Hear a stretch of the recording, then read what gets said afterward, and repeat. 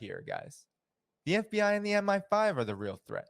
It's not China. And this is what's hilarious to me. They're saying that China is a threat because of cyber espionage and undermining the US economy, taking from US businesses. Let me just get this straight here. US corporations, monopolies, capitalist cartels, financial institutions are responsible for inflation, are responsible for the economic crisis, are principally responsible for hunger, for poverty, not just in the United States, but around the world. They're responsible for the most disgusting condition, lack of healthcare, lack of education, declining life expectancy, treatable medical conditions that aren't getting treated. They're responsible for the economic chaos and catastrophe that billions of people are going through right now, principally.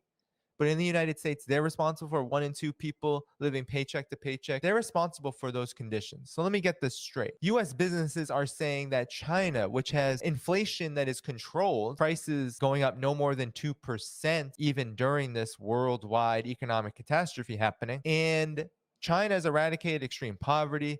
China has more than doubled its life expectancy in the last 70 years. China has eliminated extreme poverty, as I said. China has increased healthcare coverage to nearly 100% of its population. China has invested by far the most in renewable energy, high technology, and state-of-the-art infrastructure. So if China is doing all of that and undermining US businesses, shouldn't I want that?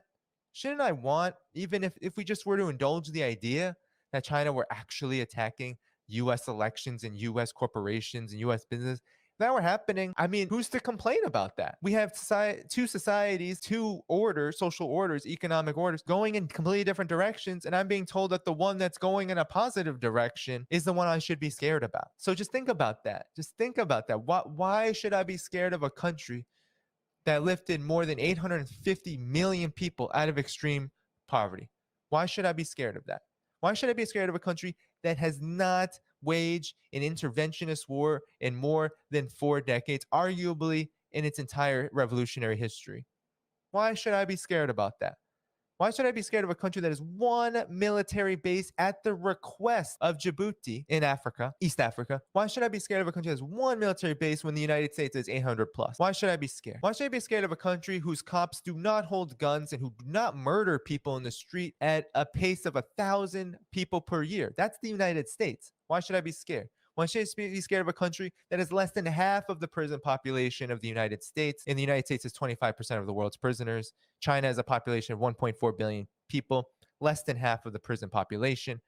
Why should I be scared of a country like that? Meanwhile, you have an extensive record of the United States pillaging, plundering, exploiting, imprisoning, incarcerating, repressing, and targeting and destroying left-wing movement. Who should I really be concerned about? And I just want to close with the Washington Post only strengthened the argument, especially about the CIA here. And I just want to scroll up here. But this was recently. This was written in 2016. The US tried to change other countries' governments 72 times during the Cold War. The CIA has concluded with high confidence that Russia intervened in the presidential election to interfere to promote Donald Trump's presidency. If true, Russia's actions are reminiscent of Cold War covert political action with an internet era twist. So this is what's hilarious. They try to say that Russia's the problem here, and they hope that you don't read anymore. But I have spent the past several years, they said, investigating allegations of US-backed covert regime changes during the Cold War. Fortunately, the combination of the US government's declassification rules, congressional inquiries, and journalistic coverage has revealed a great deal about these operations. And they found that between 1947 and 1989, that's 42 years, the United States tried to change other nations' governments 72 times. 66 covert operations and 6 overt ones. That doesn't excuse Russia. Hilarious. But they were during the Cold War, meaning that in most cases the Soviet Union was covertly supporting anti-US forces on the other side. Of course, right? It's always got to be that the US had some reason to be justified. Most covert efforts to replace another country's government failed, as they say. During the Cold War, for instance, 26 of the United States' covert operations successfully brought a US-backed government to power. The remaining 40 failed. Well, 26 is still a lot, and it still impacts a whole lot of people. Plus, even if the regime isn't changed, the country's government isn't changed, it hurts a lot of people. So it says meddling in foreign elections is the most successful covert tactic. And they found that Washington sought to influence foreign elections by covertly funding, advising, and spreading propaganda for its preferred candidates, often doing so beyond a single election cycle.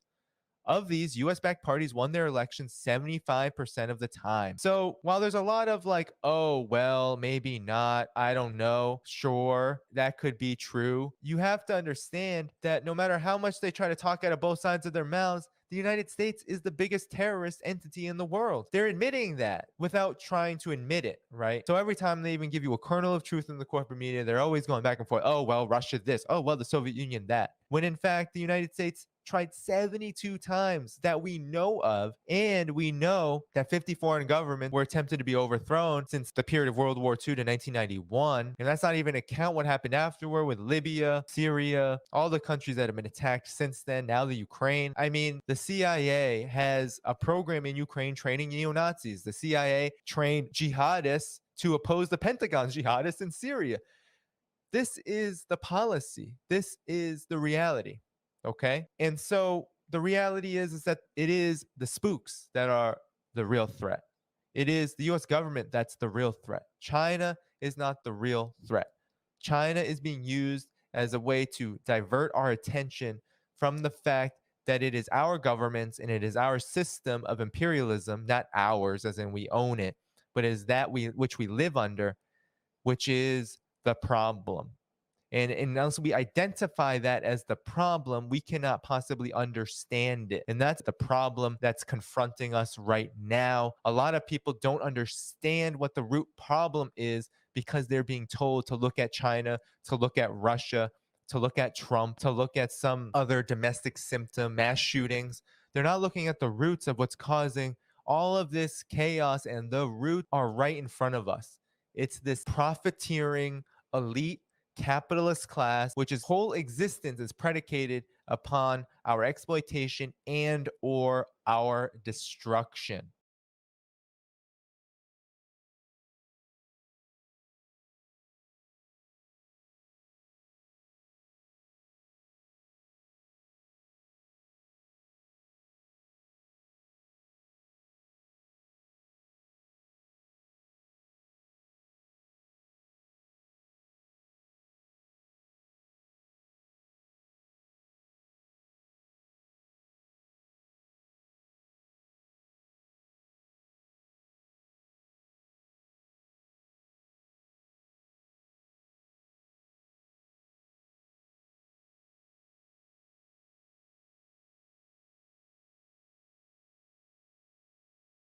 Wow, oh my god.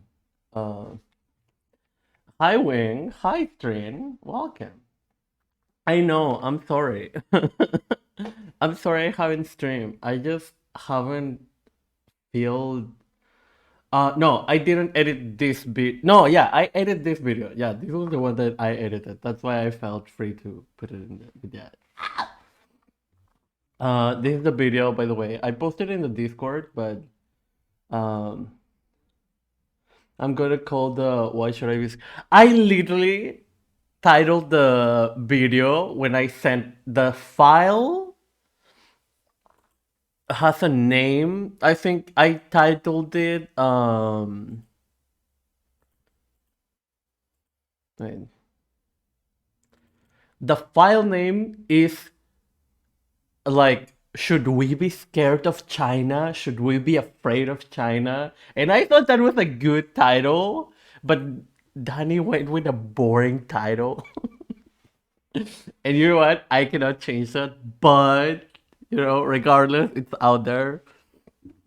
Um, but yeah, I wanted him to put like a title of like why you should be scared of China, or should you really be scared of China, or something like that, because because that's what Richard does, right? Like when he posts those clips, he's like, uh, is this is what would really help Ukraine, or like this is what they are not telling you about Iran, and it's like, ooh, mysterious. This is the truth, and but no, Daddy went with a boring title, but it's okay. It's okay. I would rather it's underperforming. But yeah. Also, the problem with the title of this video is that Danny included MI5, and most people don't know what MI5 is. Um, I didn't know what MI5 was until like I was watching this stream, and yeah, but it's okay. It's okay. Also, hi Ian, welcome. Um, but yeah, I do like pulling away from clickbait, very capitalist. Yeah, but also that's the game, you know. When you exist in capitalism, you gotta do what you gotta do. but I, but like literally same wing. Uh, like I typically just watch the streams, like the full 2 hours, or well, Richard streams for like 4 hours. But like instead of just watching the clips because I have better context. But yeah.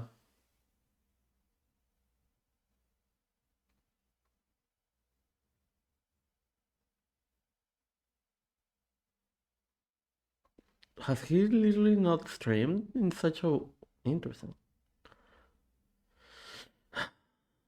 Well, I guess it hasn't been that long. But yeah, whatever. Uh but yeah, okay. I thought this was I mean I this was part of the video, and I also wanted to clip this, but I just wanted to test one, and another person um edited this one out because this is literally so fucking funny.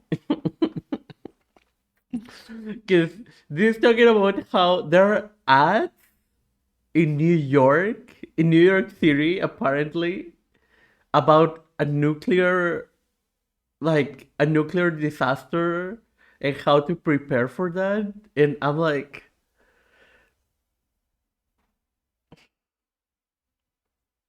but somehow the people in the DPRK are the people being brainwashed. We both live in New York City, and a few days ago, the city's Office of Emergency. But yeah. Oh, but yeah. Hi everyone, welcome. Today is my mom's birthday, so we're going to go out after. So I don't know how short this stream will be, but yeah, I just wanted to like.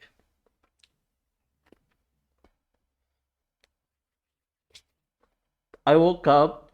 I woke up like this, literally. I was in pajamas. Mm.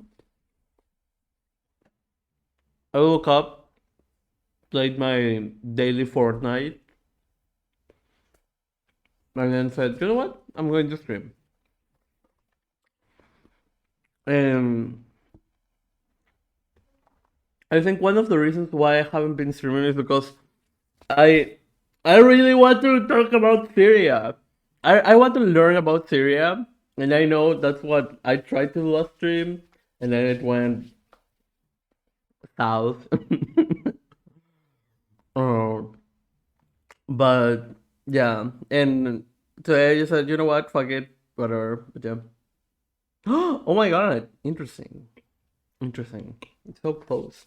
But yeah, and my birthday is next week, and I was like, should I do a birthday week thing? And apparently I'm doing it. So yeah. Are you also Scorpio? No, I'm a Leo. What? Scorpio isn't like July, August, September,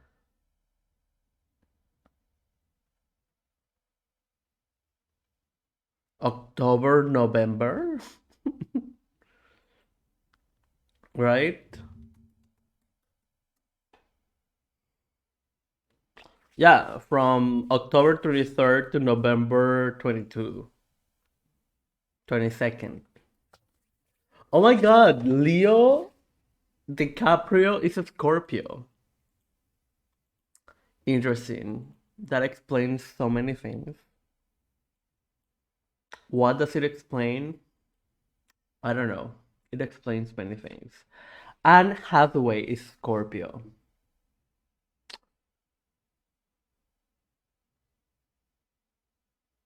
That explains so many things. Oh, okay. No. But yeah.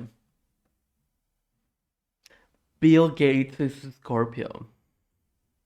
I don't know what that means. Interesting. Caitlyn Jenner. Now I know why she's a Republican. Okay. But yeah, let's watch this video about how the US is already brainwashing people in New York City. Emergency management posted this video about what to do in case of a nuclear attack in New York City. And first of all, it was just absurd. It was like, go inside, close the windows, and listen to media. And I was like, what media? There won't be any media. You won't have a window to. So imagine a bomb just dropped in Times Square.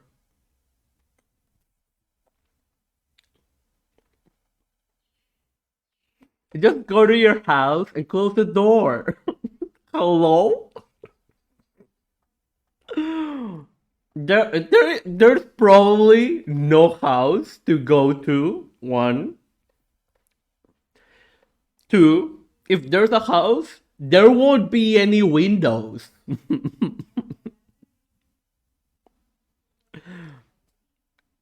And three, even if there are windows, the radiation is already inside your home. Like, hello?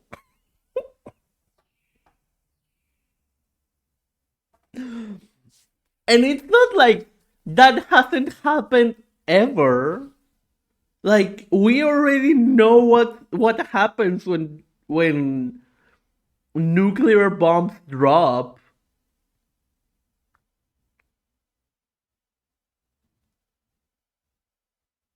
Given that the US has literally bombed Japan twice.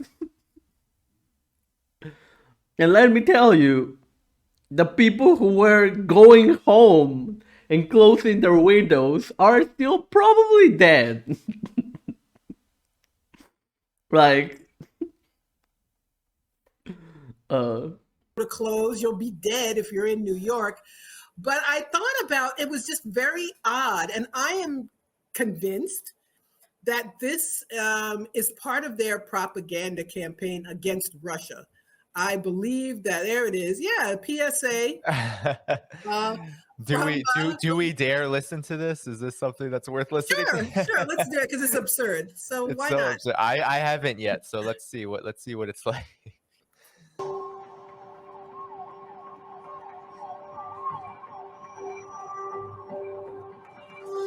So there's been a nuclear attack. Don't ask me how or why. Just know that the big one has hit, okay? I love how. So, there's been a nuclear attack, you know? No, Ian. I want to finish normal Naruto. I want to finish all Naruto. Like, Naruto Shippuden, and then Boruto. And then because I'm doing a project based on Naruto. And then when I have to actually go through the show again, I'm going to watch Naruto Kai to just mark off the fillers and still get all the main narratives. But yeah, main plot. But yeah. So I will watch Naruto Kai for research purposes, but yeah, not yet. It was a nuke. I know you didn't hear it on the news, but I'm telling you, don't ask me why or how or where. Don't ask my Instacart. Don't follow me into Walmart and don't add me on TikTok. Just trust me. Oh my god. You've not picked the superior shonen. Oh my god. No. No. No. Like, One Piece. One Piece is the one show, the one anime that I have vowed to never watch.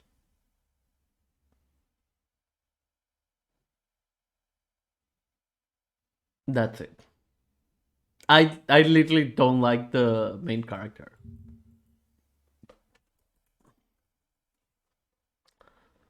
I literally just don't like the main character. Look at him. Look at him. And I know she's even more of a prop and even more useless than Sakura has been in the last 3 seasons that I've been watching Naruto. So, just because of that, I'm not watching One Piece.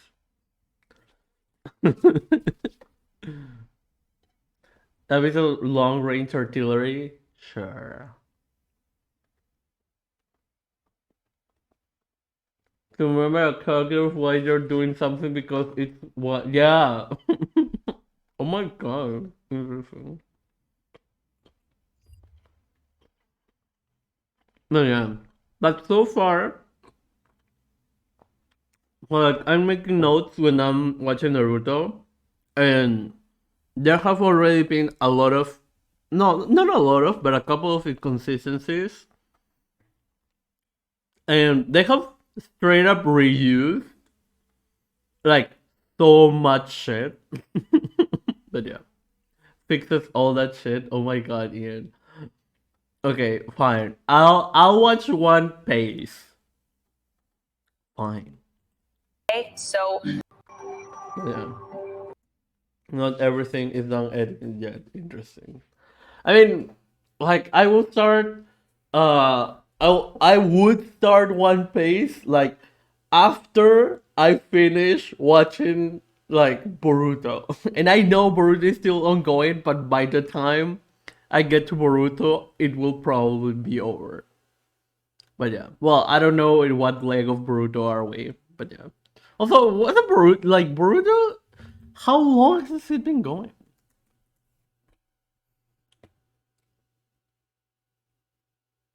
There's already 200 episodes of Boruto? Oh my fucking god. He's already Naruto's age. Hello?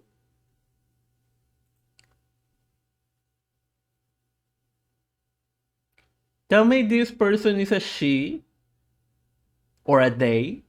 I don't know.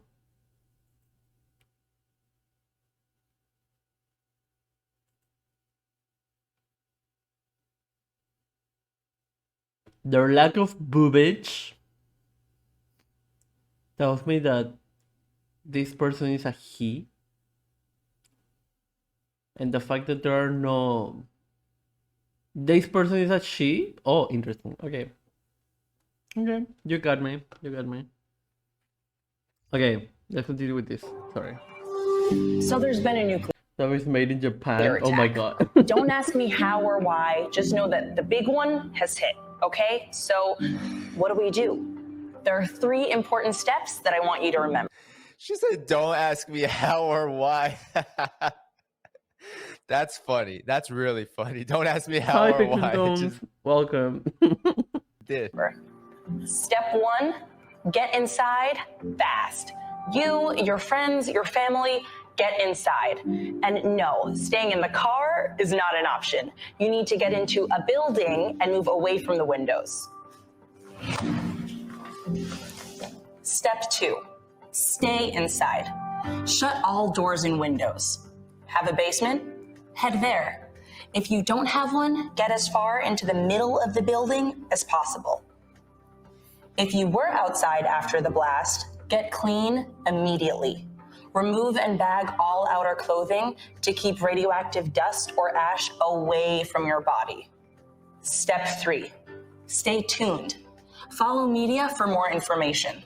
Don't forget to sign up for Notify NYC for official alerts and updates. And don't go outside until officials say it's safe. All right? You've got this. Wow. Wow. You've got this. You've got this, queen. Let's go. Yes, girl boss. Woo.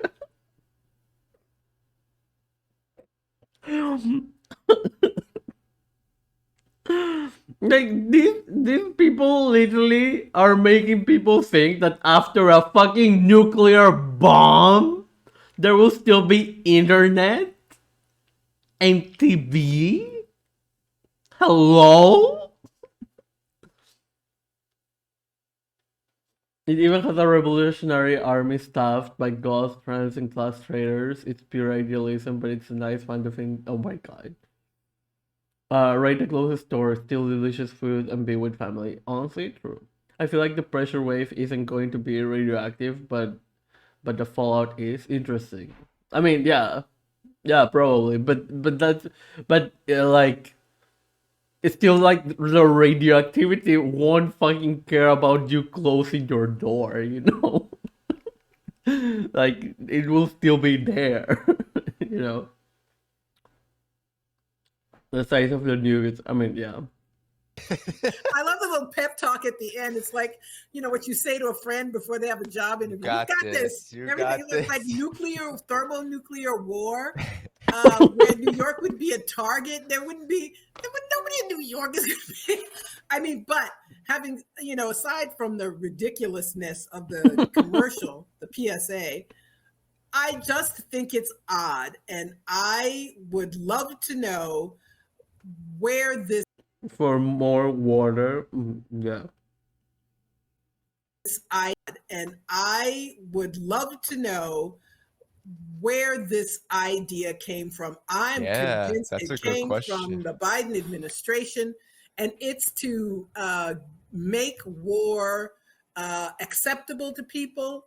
And all you have to do with, you know, is just repeat something over and over again to get people to believe it. So they're evil countries, China and Russia, and they're trying to kill you. So don't question anything that the Biden administration says, because this is it's an anti-China-Russia screed, in my opinion, and it's used to legitimize American aggression around the world. So, I mean, people have laughed and joked about it, but I think it's also something very serious. And so we have this, you know, and it's a funny thing about Biden. I remember during the campaign, people would ask me to be on these webinars about if there's a change of administration. Oh yeah, totally. But most people don't know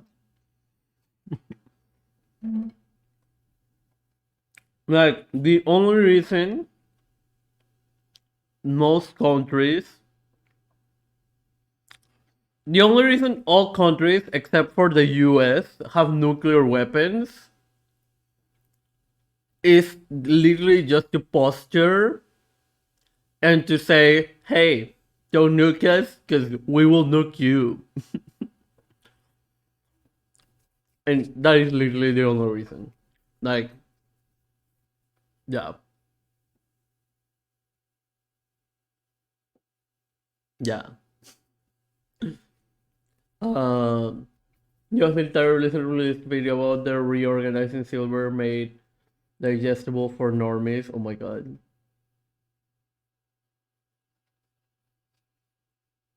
They're not prepping for nuclear war, but just a regular one. They have nuclear weapons because the US has them in the first strike policy. Yeah, I mean, and the thing is, like, wait, what?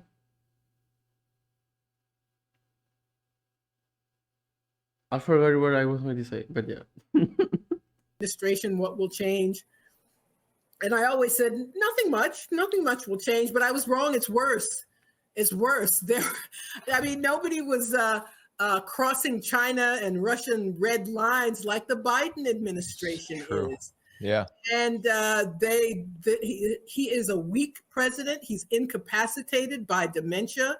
Ordinarily, I wouldn't use a term like that since I'm not a medical professional, but there is something not right, not well about Joe Biden. Oh my and God. it becomes more. Did y'all see yesterday what Biden did?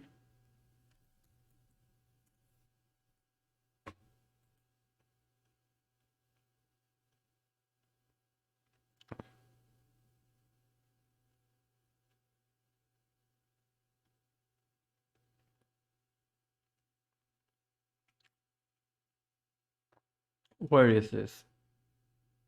Where is this?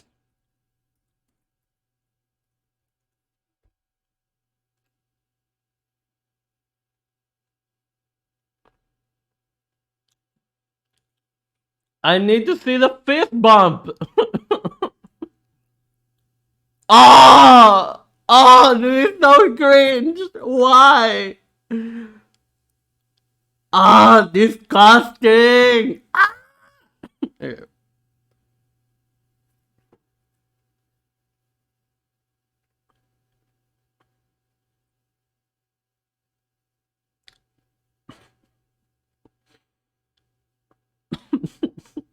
Like I saw this and turned off my phone. I just couldn't deal with the cringe. And then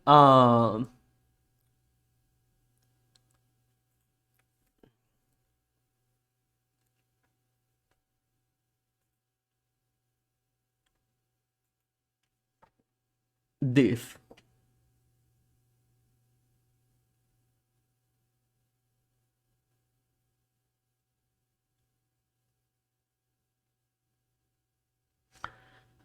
Hello? I mean, it's nothing new, right? But the fact that he's just saying it like that is like.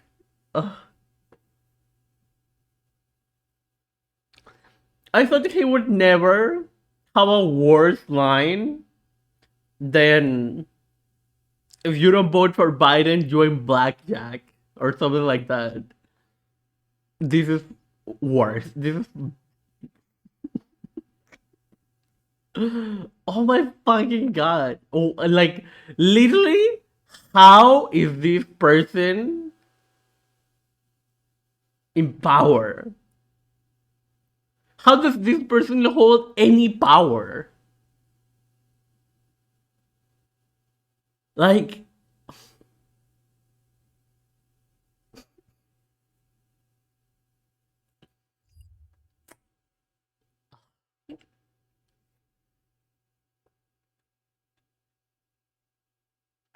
uh, More and more. I'm sorry. I am genuinely sorry for all the people who live in the US and have.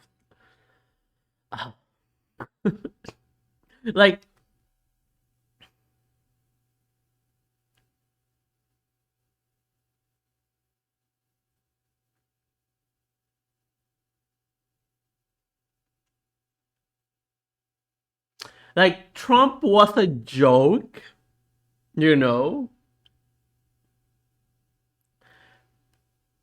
Biden is a prank, you know? It's like.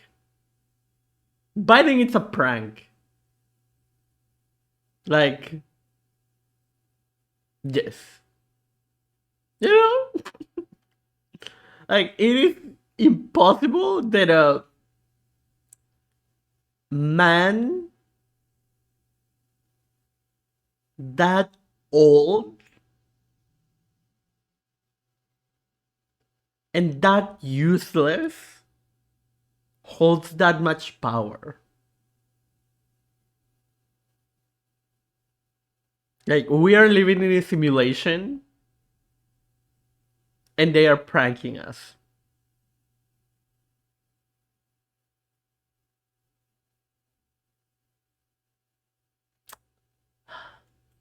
Obvious all the time.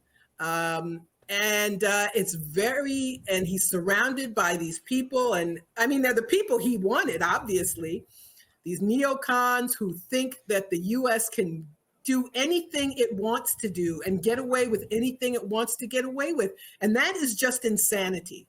So Germany is talking about rationing energy, and businesses may shut down, and it's the leading, or was. Oh my god. Literally, the dollar passed the euro. What?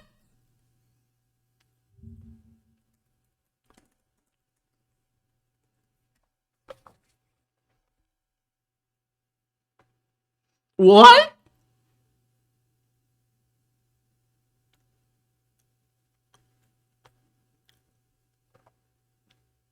It's about it passed them, and now it's going back, but it's going down. But holy fucking shit! Like,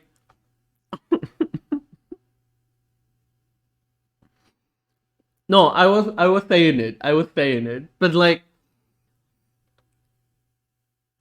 Europe is literally destroying itself because they don't know how to handle their child, their deranged, genocidal, bloodthirsty child called the US. They were like, "Oh no, we don't want to get our hands dirty. That's why we're going to let the US be in charge of all the wars and the genocides and all of that." And now the US has so much fucking power that that Europe is beholden to the fucking rules of the US.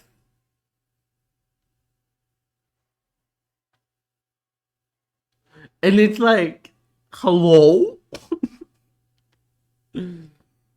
Let the right one in. Oh my god. Dollar hegemony collapsing after all. Literally. That was always the case though. I mean, yeah. I mean, no. Like, the thing is like, I think, yeah, the leash tightened a US empire collapsing. Yeah, I think that happened about 8 years ago. I think so. But the thing is like, even in the last 80 years,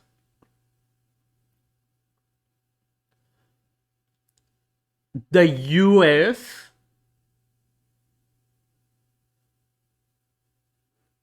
I don't know. I feel like the US was never this.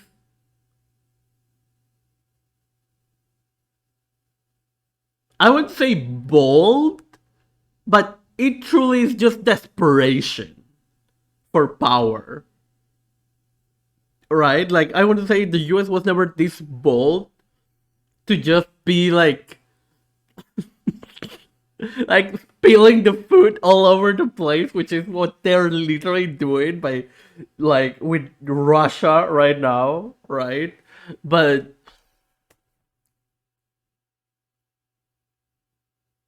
yeah, like, because at the end of the day, everything that the US did always benefited Europe or Western Europe, NATO countries, whatever. Not even NATO countries, yeah, Western Europe. But now, like, it's like they've gotten so fucking wild that Europe has literally no other option than to take the hit.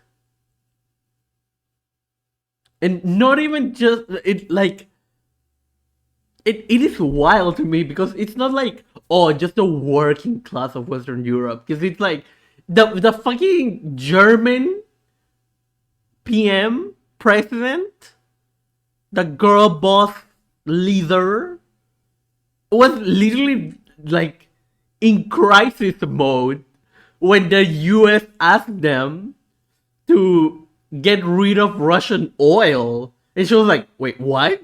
Like, we cannot do that. Okay, we can lower it to 15%, you know, and that's already like a huge amount given how dependent on Russia Germany is.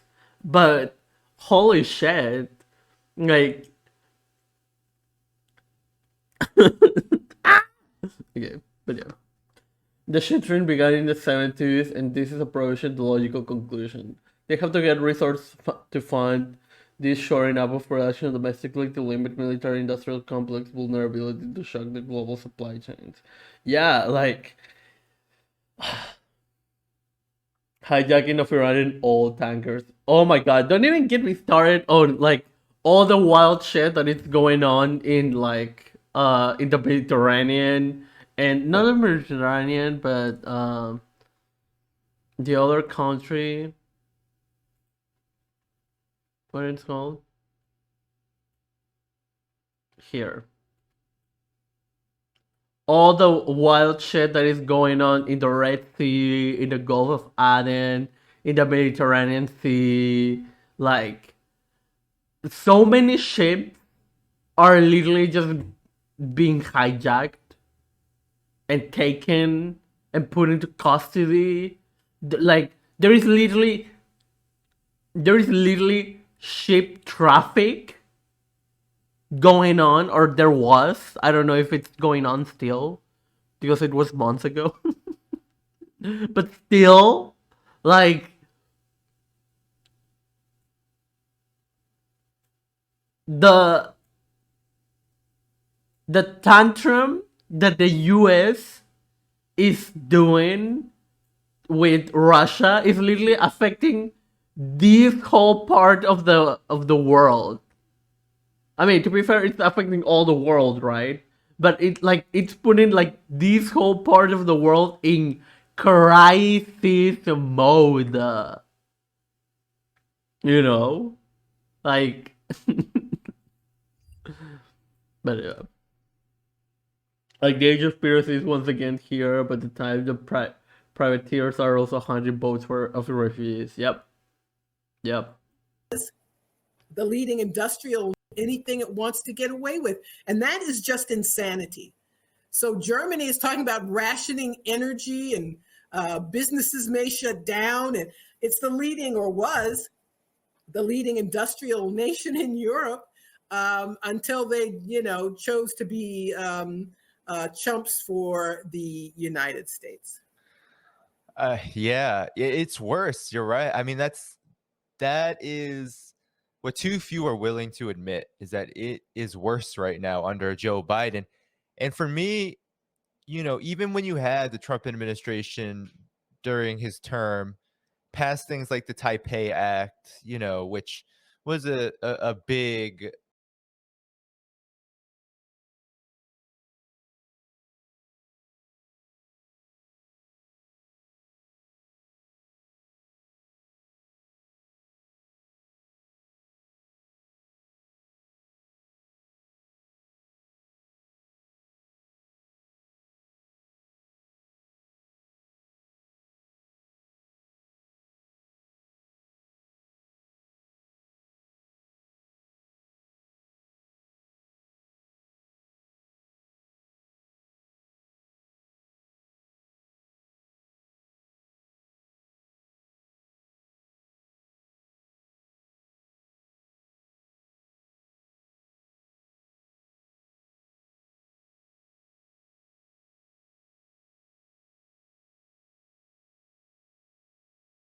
No, I was muted. Sorry.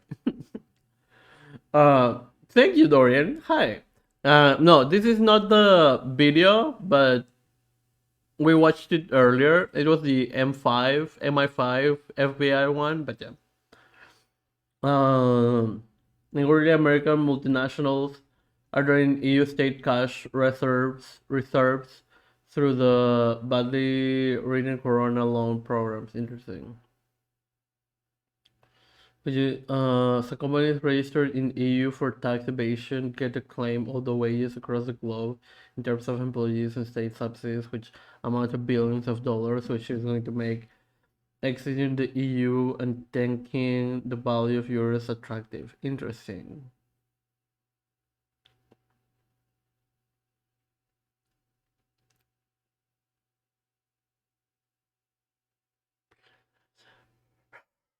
Oh, this is what I was going to say.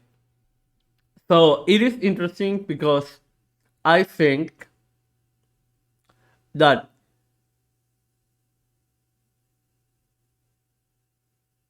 people, and by people I mean all leftists, anarchists included,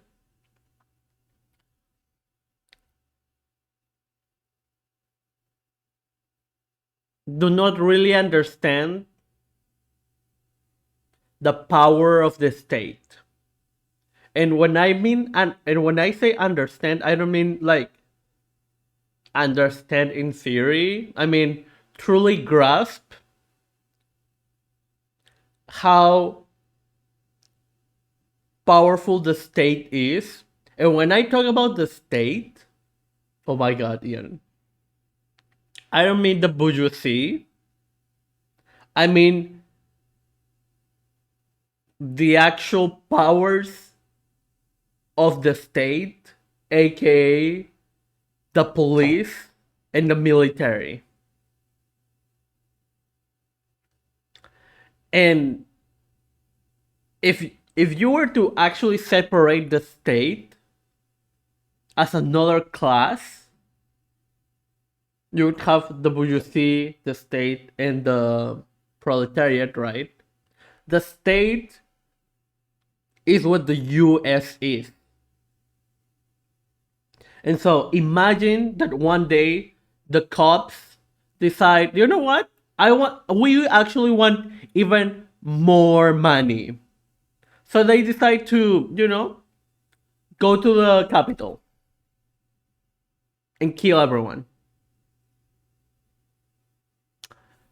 Democrats, Republicans, and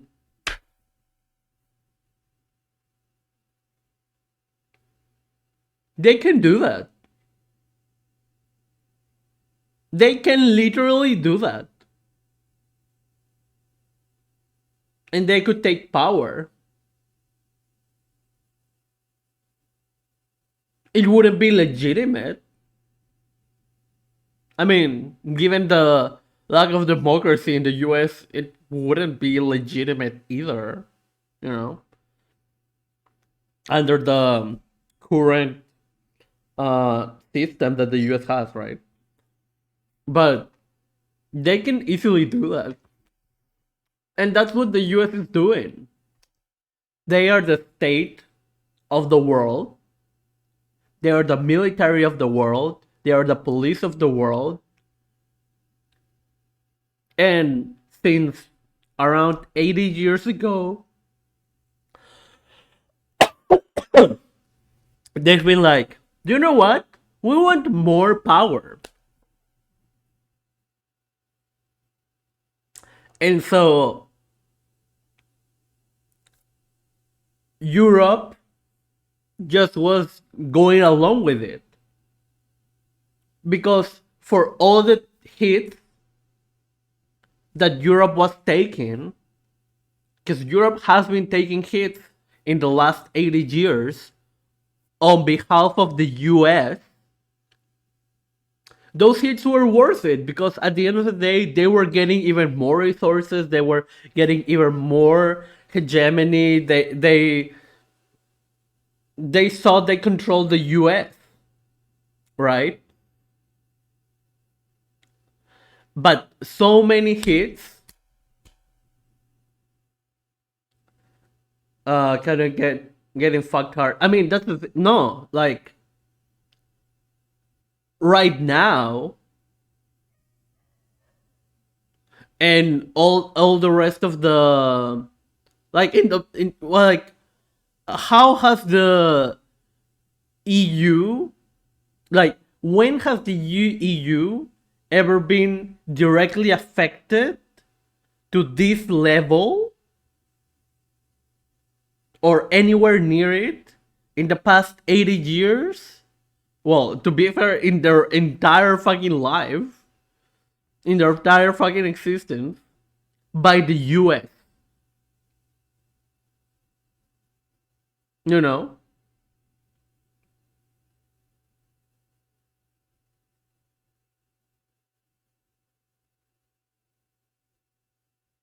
American consumers have been using tax ability to buy on EU competitors for 3 decades now.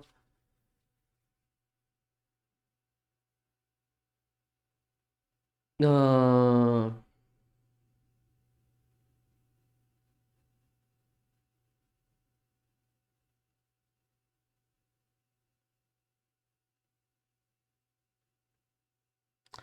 like, I understand where you're coming from, Ian, but at the same time, it's like those are the hits that Europe was taking that wasn't really like couldn't affect them that much, or at least in on the game development side. Like, those were hits that those people were able to take because of the uh, social safety nets, because of the safety nets that most of these countries have, so they could take those hits, you know. Or basically CIA control, stay behind cells. Ever since the 60s. But the like okay, whatever. Active aggression toward China, almost legitimizing Taiwan's participation in international organizations. Huge, that's an But that's how I'm so confused. aggressive move. So is pulling out of all of the treaties that surrounded Russia, like the INF. Huge, that's pretty aggressive. However, it was all constrained. It was all singular moves that were constrained by a political environment where Donald Trump was seen as more of a problem than an asset politically. So when he was an asset, he would be praised. But there were not too many times where that was the case. A lot of the times it was just his very presence, which was seen as embarrassing. And so there was a lot of, you could say, stagnation and an inability for the U.S. National security state and its foreign policy establishment to come to any kind of agreements that would move things forward in a unified and in a methodical manner. Now, under Biden, it's been quite methodical. We've seen the ways in which the Biden administration has so-called organized these alliances, whether it's NATO or whether it's in the Asia Pacific, to really ramp up this two-pronged new Cold War with Russia and China. And we did not have a special military operation in Ukraine happening, nor the kind of response under the Trump administration that the Biden administration has okayed. And most of that was facilitated by Biden and the Obama administration, and now the Biden administration. So there's so many things that the Democratic Party has made worse, just pushing so hard, pushing the Republicans off a political cliff, really, when it comes to foreign policy and domestic policy. And then what I think surprises more people is the China approach, because there was a time where there were divides about, well, who do you go after first, Russia or China? Okay, well, we've weakened Russia enough, so we can kind of just hedge our bets on China. Now the foreign policy establishment is like, no, we need to go after both. This is the first time in history that NATO has said Russia and China is a threat collectively, and we've had this pattern with U.S. dominated institutions occurring over the past several years, and Biden has made it a lot worse. So, I mean, this video about nuclear, a potential nuclear catastrophe, you're 100% right. That is definitely underlying it a message about how so-called U.S. adversaries are going to drop a bomb on us, not at all mentioning the fact that the United States right now is instigating two possible points of nuclear catastrophe. One, through its involvement and its suicidal involvement in Ukraine, not allowing for diplomacy. And then any person who likes the thought of peace, who does any research about what's happening with how the United States has dealt with the Taiwan question, even just in the last year or 2 years, will say, wow, that is not a good idea. That looks like a nuclear exchange waiting to happen between two big powers. Maybe we should stop that. The Biden administration has not done any such thing. And so there is both, I think, a level of just absolute opportunism and militarism going on, and then a lot of stupidity. This is really not going to go well for the very empire that wants to expand and wants to contain China. You push too far on this question, and we're likely to get buried. And I remember in late February, March, when Russia's operation started, there were a lot of people asking me, hey, is this the time we're going to get where there's going to be nuclear warfare? And they were all thinking that Russia was going to do it to us. There was no thought about, well, maybe it's the United States is, the only country in the world to drop multiple nuclear weapons. Maybe. Like, it is interesting because, like, historically, this is like one of the things that the US has been most consistent with, right? Like, they know they cannot focus on both Russia and China. They've known that since the 50s. Well, arguably since the 60s. Right? And it's interesting because I feel like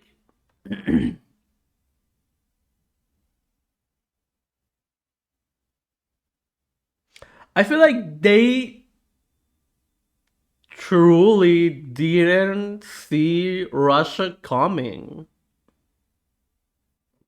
At least in my opinion, in my very ignorant opinion. Because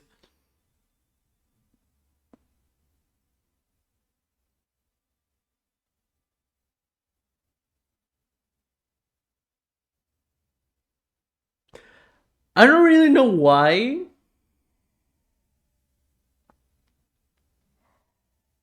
I don't know why Putin waited this long. Right? Since 2014. Like, he waited 8 years since the coup in Ukraine.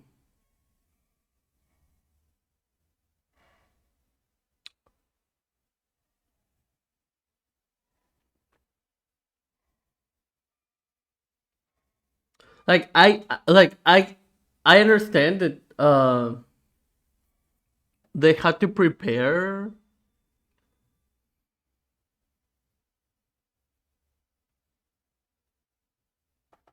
I don't think so.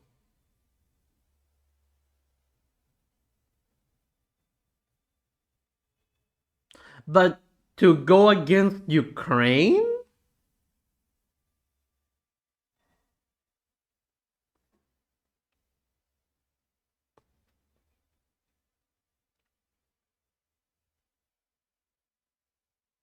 But they haven't been.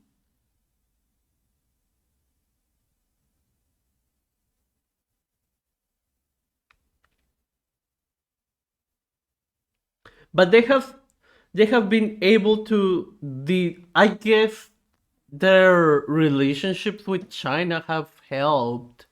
But even then, the actual de-dollarization process has started since Ukraine.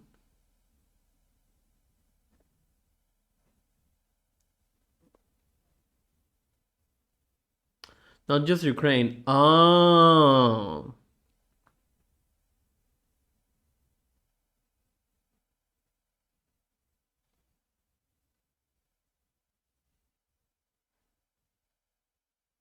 But from the looks of it, like so far, the West is just letting Ukraine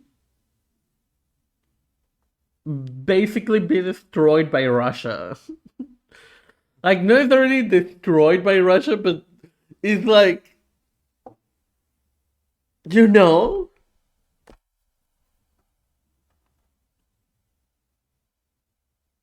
like, at what point is the US actually going to join? You know? And even then, like, the money that they have just thrown, the $40 billion, like, that won't really make a difference.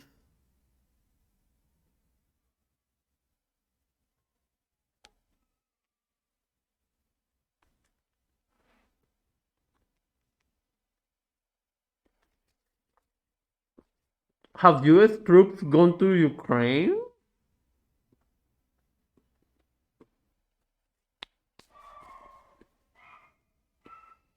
No.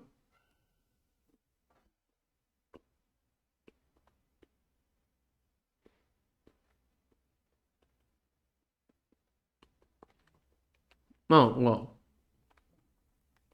I don't know.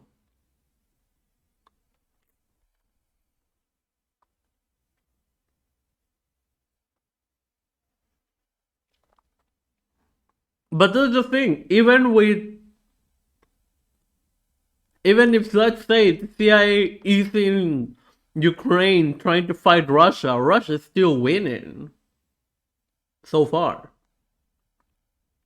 You know, like,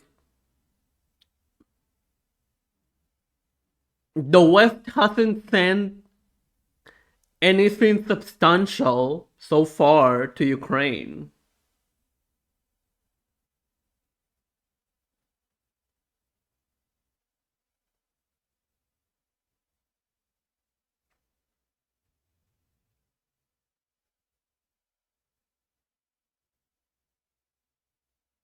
Oh my god, Dorian.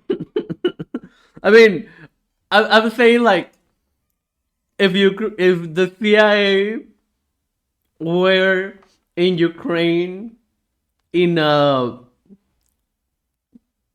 substantial military nature, you know, not just saying like 400 white people.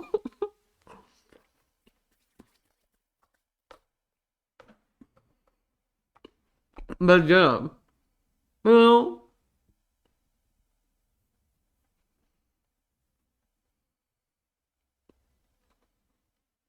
like, I don't get what's the end goal right now for the US.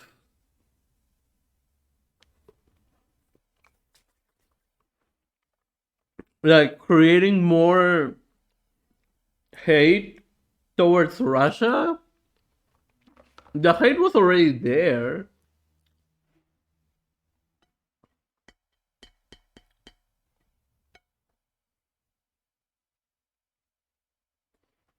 They were a training and arming facility for global counter-revolutionary activity.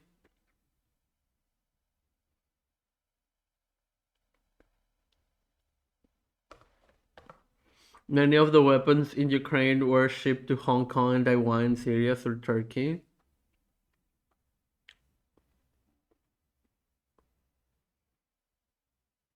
Okay.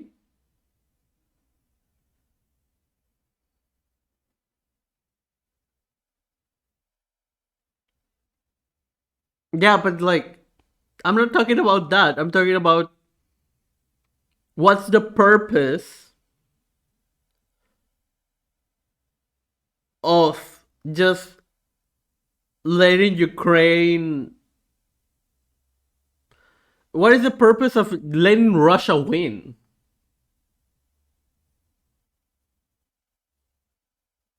Or what is the purpose of not actually doing anything about it? You know, because so far, like, I don't know. You know, like, and I'm not even talking, like, I get it's more lucrative. They keep letting you waste their weapons and they aren't convicted. that the threat from Russia is serious, overconfidence and greed, depleting the resources, just good at this warfare thing, having been dragged into conflicts. Russia has been literally dragged into conflict since literally before being the USSR. Like, Russia has been dragged into conflict since it was Tsarist Russia. Like, I am truly trying to, like, just, like, for me, there is no logical reason why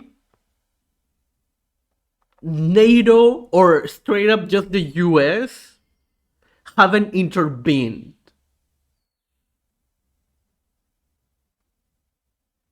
And the US already has the consent of their populace to do it. Like, they've been already brainwashed for a couple of months, and even then, it's not like most people weren't, like, already consenting since the first strike that happened within 48 hours of a bomb in Somalia, in Syria, and in Yemen. You know, but do they care about those other 3 bombings? No. You know, like, manufacturing more consent for what? Nuking Russia? Like, that is what I'm getting at. Like, what do they want? Like, they even, like, let's say that they want to nuke Russia. And I'm just, like, throwing this, like, outlandish. To be fair, we've read this in the war in China. Like, if you think of an outlandish thing, the US is going to do it. So, let's say that the US wants to bomb Russia, right? They would be shooting themselves in the fucking foot. Like,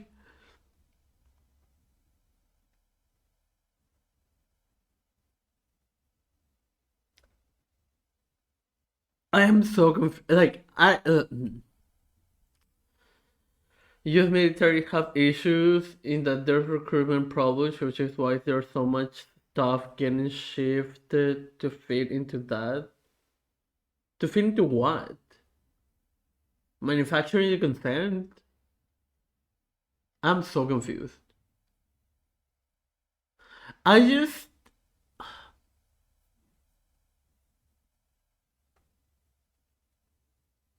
Are you into recruiting people into the military? Oh.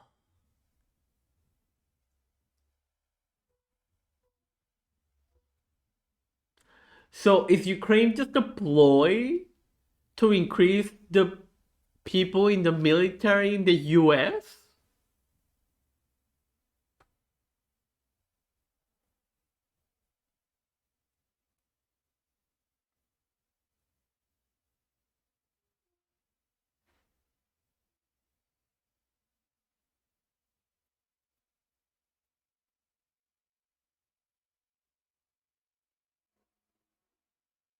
Like, there are questions as to why the US is losing Ukraine. Yeah. They're putting boots on the ground, but they have to keep boots in all of their bases at the same time. They'll lose influence in those regions, or so yes, empire is overstretched.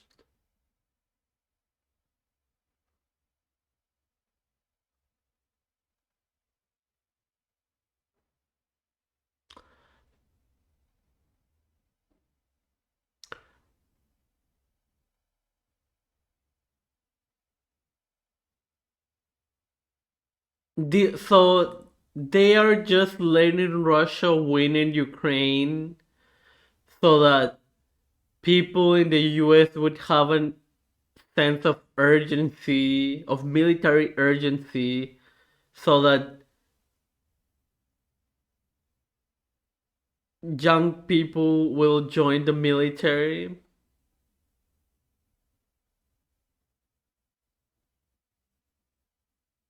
I am so confused. Like, it makes sense, right? But at the same time, it's like that. Like, it makes sense, but I'm so bewildered. Bewildered? I don't know. Wild. Wild shed dog. Somehow a man with no food will cling to patriotism. The US hasn't intervened in a bigger way simply because they can't.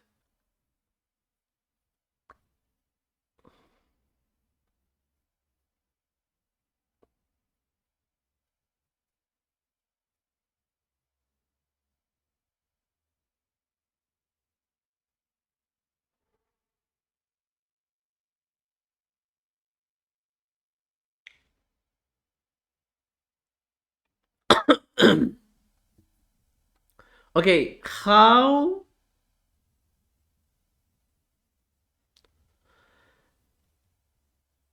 does having um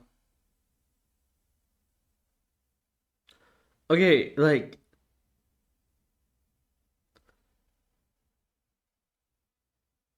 how does having more or less people in a military base affect the influence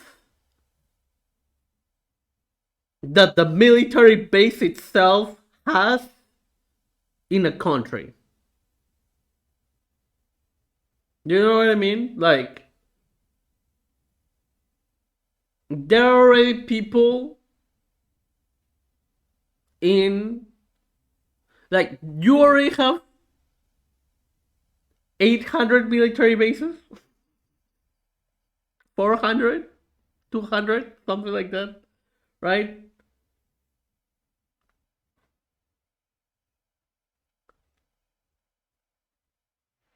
So, what does it matter if there are less people in each military base?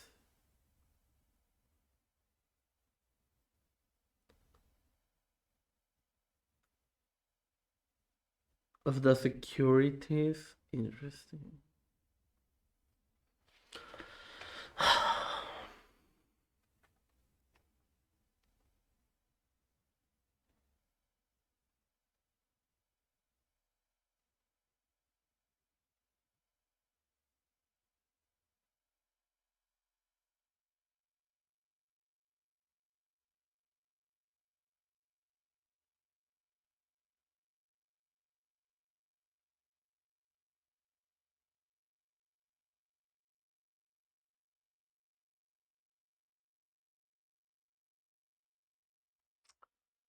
Hmm.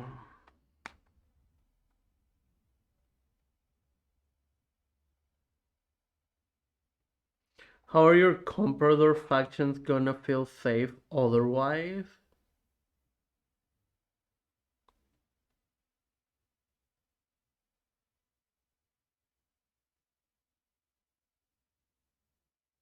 Hmm.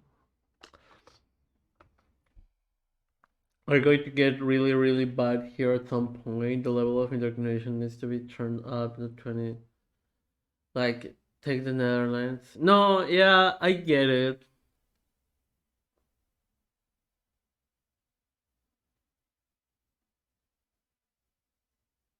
I'm just thinking about how, like,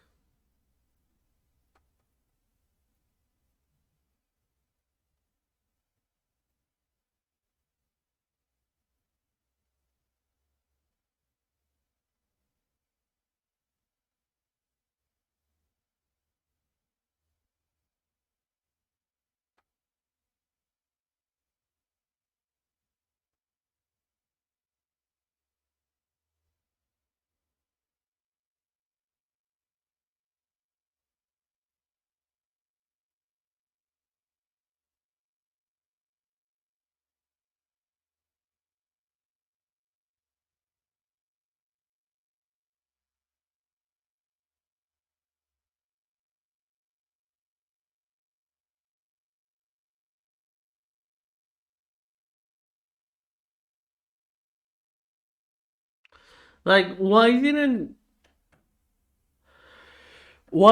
they just allow mm, why didn't they just allow Ukraine to join NATO?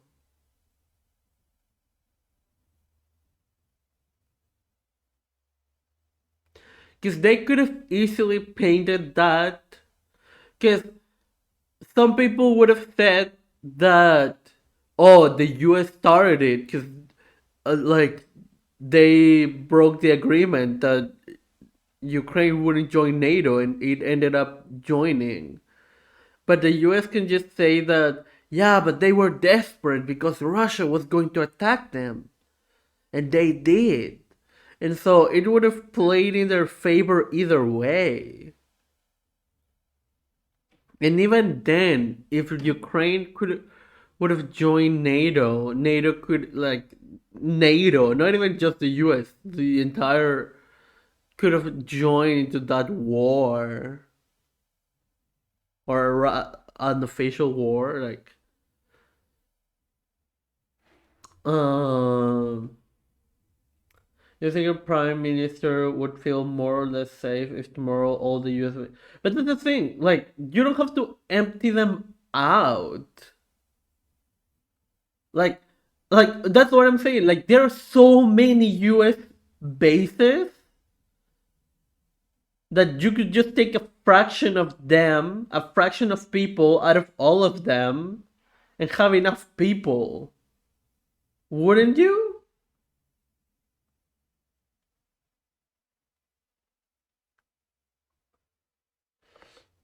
Or instantly get involved in, but Russia is already Russia. What? For ethnically cleansing Ukraine and looted.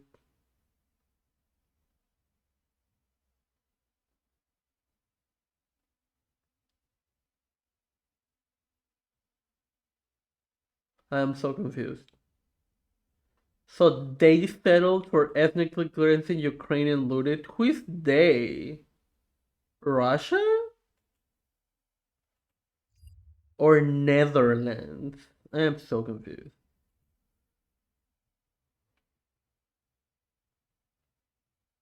The US. Oh, okay.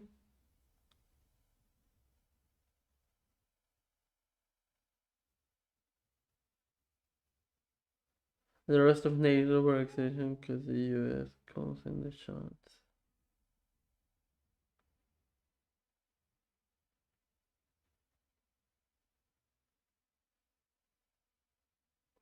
It's not about numbers, it's about what?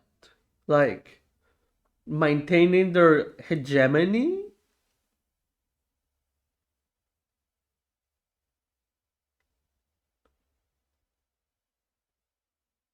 Like, I feel like they have done too big of a move for too little compensation. I mean, I guess they didn't make a move since it was Russia that started it. But why make it part of the zeitgeist? Mm,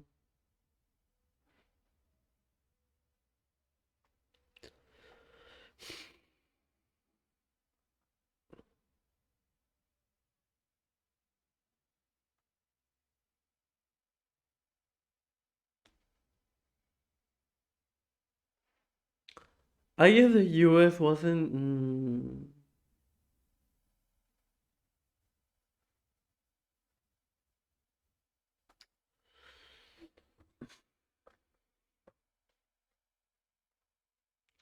They can send all those troops, but then they lose grasp on several countries. Would they? Like, that's what I'm saying, just a fraction. And even then, like, they could. just calculate, like, depending on the types of bases that they have in each country, you know? Like, I don't know, one from each or a couple of them, but that means mass reassigning and reorganizing. But in the end, that won't change the flow of this war.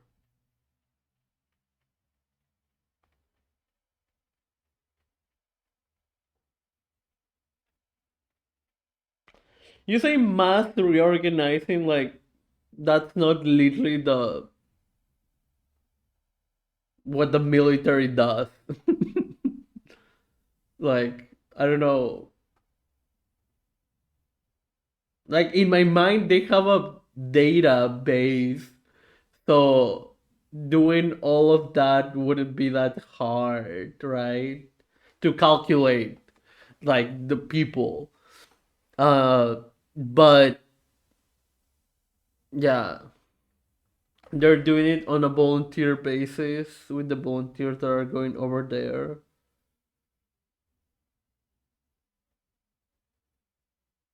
I mean, yeah, interesting.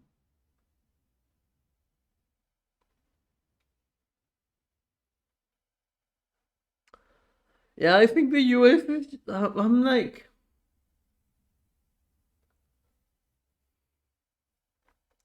it's like I don't even know what I want to explain now.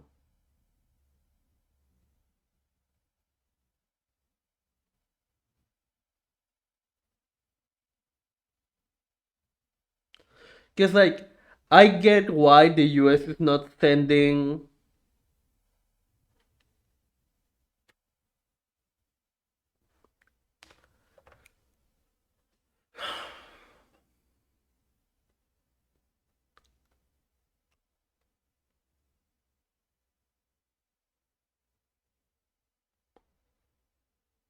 Like, this is the thing. I'm not asking why the US is not winning. Or am I asking that?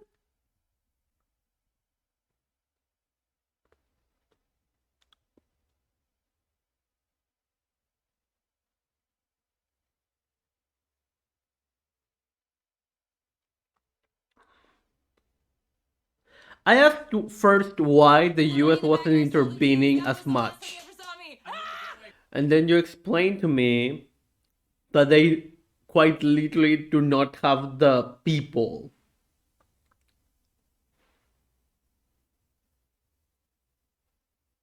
And then I'm like, and now I'm like, okay. But this is the thing, like, then I go back, okay, if they didn't have the people, then why did they start this? And I'm like, okay, what was different in 2014? Russia went Ukraine.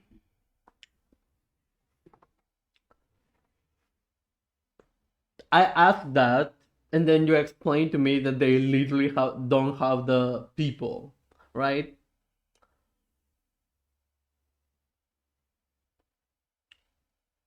Like, did they have the people in 2014? In 24, did they expect in 2014 that they would have the people by now? You know? Like,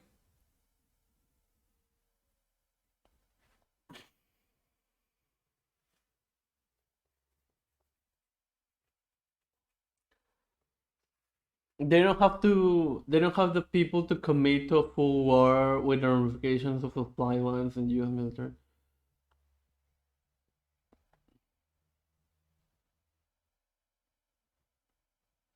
But they have the people to volunteer, which is literally the bare minimum. So either way, they don't have the people.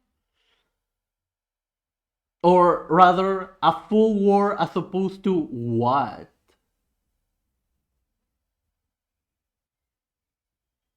You know? As opposed to a low scale war that is going on right now.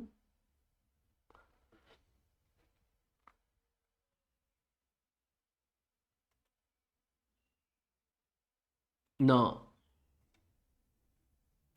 Sorry, MBR, but it's literally your first time here. I'm not clicking that link. I'm not letting anyone here click that link. And that's just weird and creepy. Economically sabotaging all countries that are deeply tied to the Russian economy to tank the country.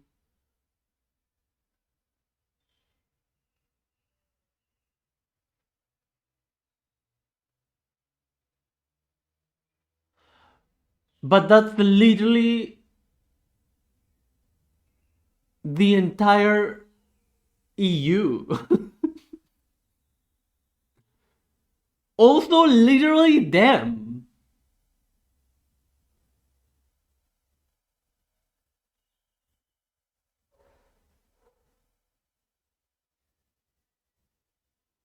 I guess this goes back to what BJ said, that he quoted like a little hit, like little pain for a big gain. I'm so confused.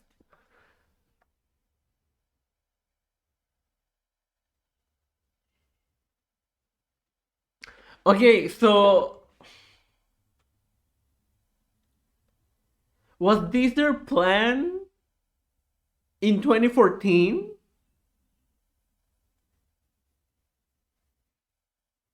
Because, like, I would get that this was what they were planning to do in 2014, right?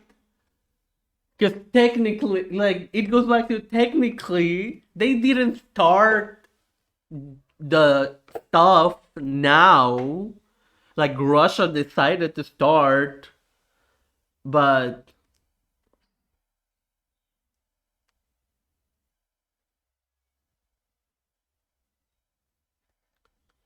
and so I'm so confused. But interesting. Okay. Okay. Their plan in 2014 was to fuck Ukraine to fuck Russia.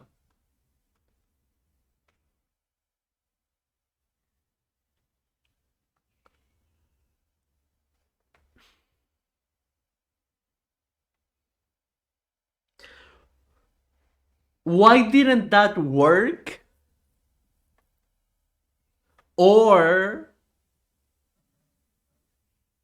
why wasn't the Russian economy more affected?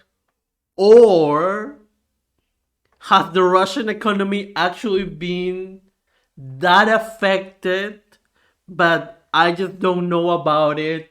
But the Russian economy was strong enough to take that hit up until now.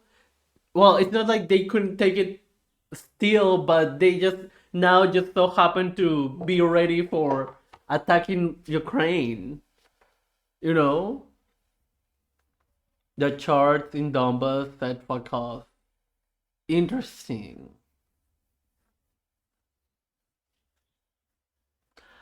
Ah.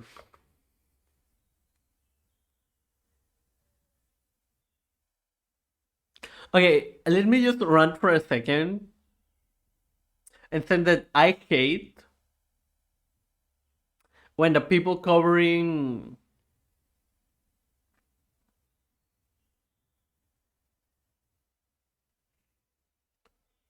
pushed for this conflict because they realized that their comrades were dying. No. Oh, on the hands of the Nazis. Got it. Got it.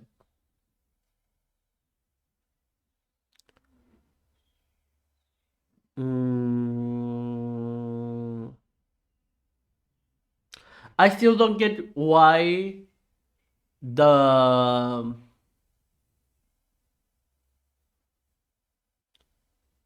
I don't know how the change of regime of Ukraine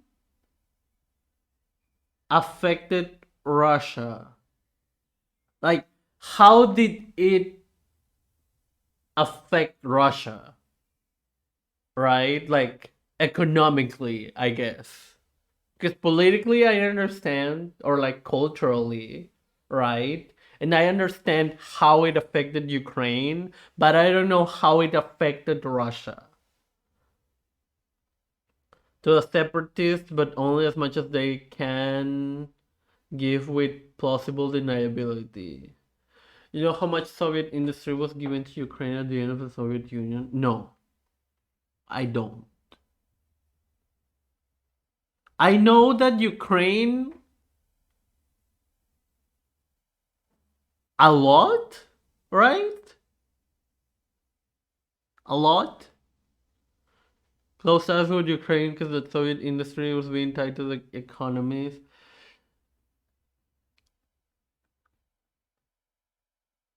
Raymond's running between it. It's not constructed in. No, yeah, but like I am asking, like how, like how did it affect it? Like I know that their economies are tied together. I know that Ukraine is the way that Russia communicated with Europe. I understand all of that. I am talking about in 2014, there was a coup,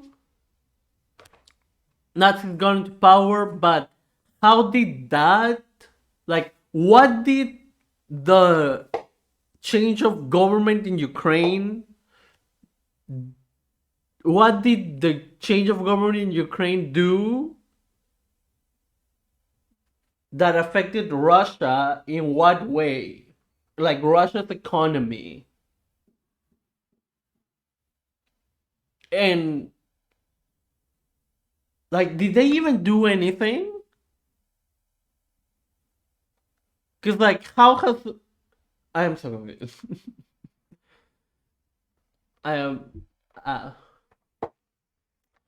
steel processing. They used to have Asable steel mill for, and now they have to go to China to process the raw materials of what they can refine domestically.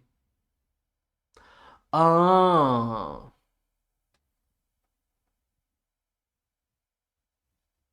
Interesting.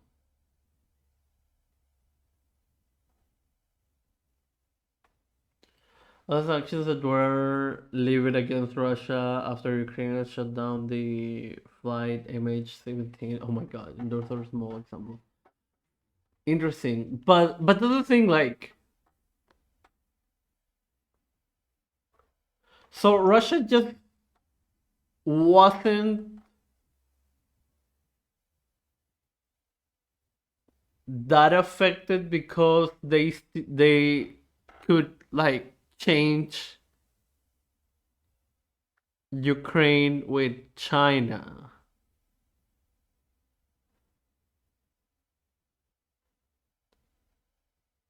Right? Right? Russia has buffers and alternatives. Yeah, that's the thing. So like,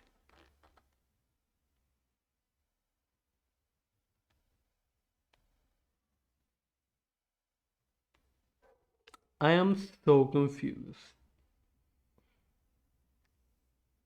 So like, did the US think that Russia wouldn't have alternatives to Ukraine?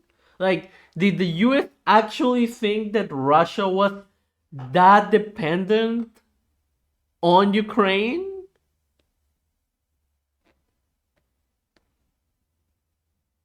Because, like, the deeper I go, the more I think that this was just a huge miscalculation on behalf of the US. And it's like, I don't think it was worth it at all in any way. And if you just wanted more people to join the military, you could have done many other things.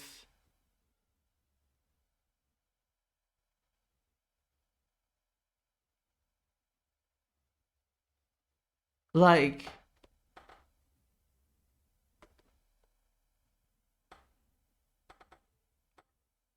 but I'm like, this is so not worth it to the point of like, why are you even pushing this? You know? Like, I guess you are creating more consent, more hatred towards Russia, you know? But at the same time, it's like people in the US already hated Russia. It's not like it's going to make that much of a difference. I mean, I guess it's making, you know, but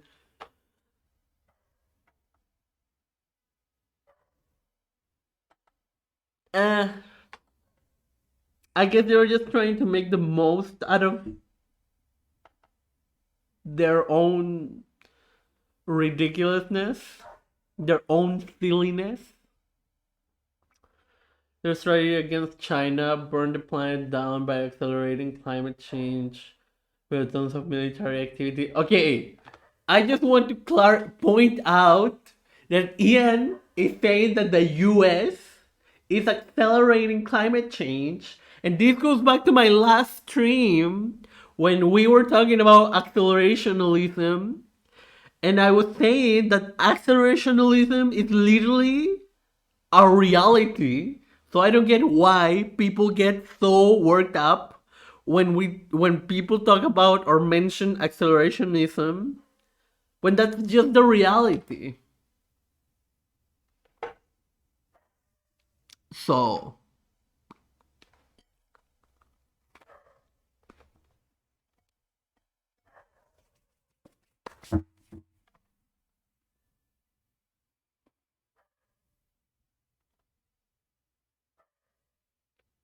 bro, we're dead.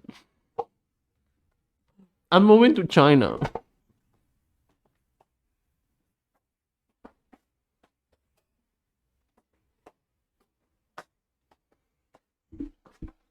Okay, bro, we're in China.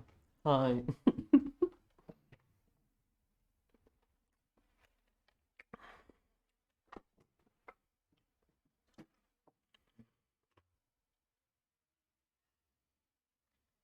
Using the full forces of productivity and the limitless potential of the Chinese people to facilitate full development powered to secure a future in changed climate. Interesting. Thank you for a follow, PBK. Interesting. Interesting.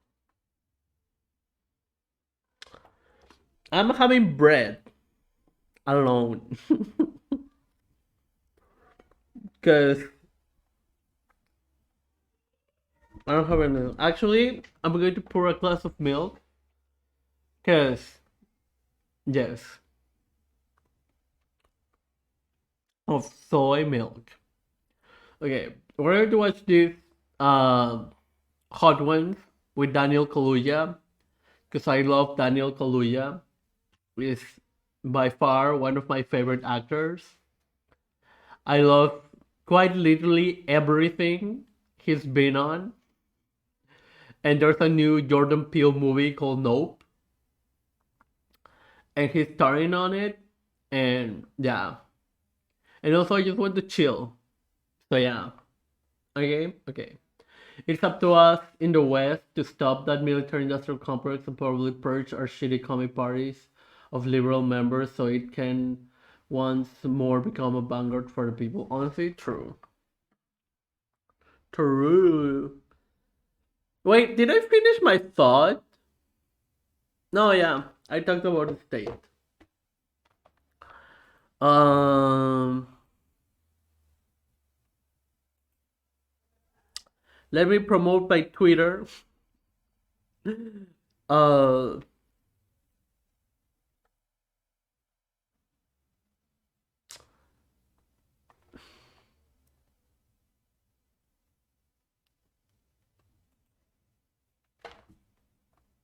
This is why the US is what it is.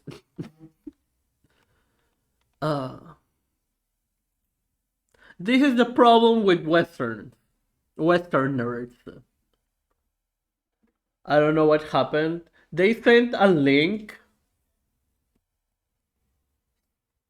and it was from a doc, and it was weird.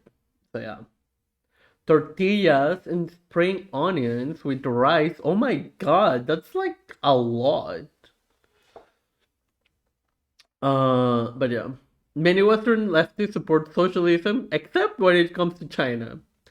They support fighting climate change, except when China doesn't. They also want better infrastructure, except when China leads the world in it. This is not the kind of exceptionalism we should be going for. True. True. Okay. I'll be back. This is very interesting because basically for any wind instrument, you'll have to do that. And it's so typically when you breathe, when you inhale, your diaphragm like retracts, right? And then when you exhale, it expands, but you have to do the opposite. So when you inhale, you have to make it expand. And when you exhale, you have to retract it so that you would have the most air coming out. And that's how you can play wind instruments for very long, and that is how you get to like higher notes in those instruments and all of that stuff. And two, that is how you can easily control your voice and your breath, and therefore it will be easier to give speeches like the ones that Fred Hampton did, or the ones that he did in Judas and the Black Messiah. You know?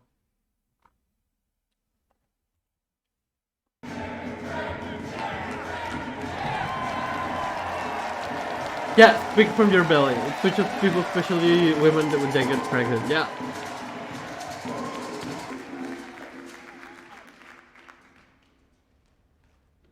I'm free. I need everybody to repeat after me. I am a revolutionary. I am a revolutionary. I am a revolutionary. They can't never stop the party unless they stop the people. Well, ain't you high? Ain't you high? I'm high. And that is another thing that people do to project their voice and scream, or actually yell, without having to put much effort in their actual throat, in their actual vocal cords, because the air itself is going to project the voice, and it's going to make the sounds bigger and louder and be able to reach further, right? So yeah. Of the people. I'm high. I'm high. Ha. And see how, like, it is interesting because that is part of the speech of Fred Hampton, but he keeps his mouth very open to allow the most amount of air to get out. So that's not just making the own like sounds, the vocals open, but that allows for bigger sounds and for further projection. Most other actors have to do it because there's no microphones or speakers. Yeah, same with Oprah, and that is why he was talking about how he needed an opera teacher to be able to project this voice. And it's interesting because like he has a microphone there, but he knows that he still has to do it because like this shit don't matter. You know? Like people have to hear you. Like it's not the same thing when they hear a speaker, like they have to hear your own voice.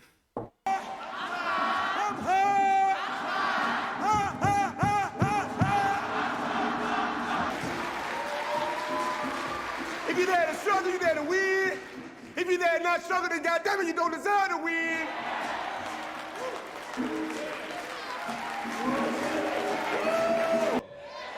I believe I'm gonna die half the people. I'm gonna die for the people because I live for the people. I live for the people because I love the people. You know what I hate the most?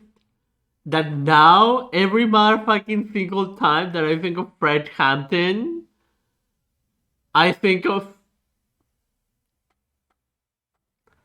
that one Nazi who said that he's the Fred Hampton kind of type of black nationalist. That he likes the black nationalists that are the Fred Hampton types. And it's like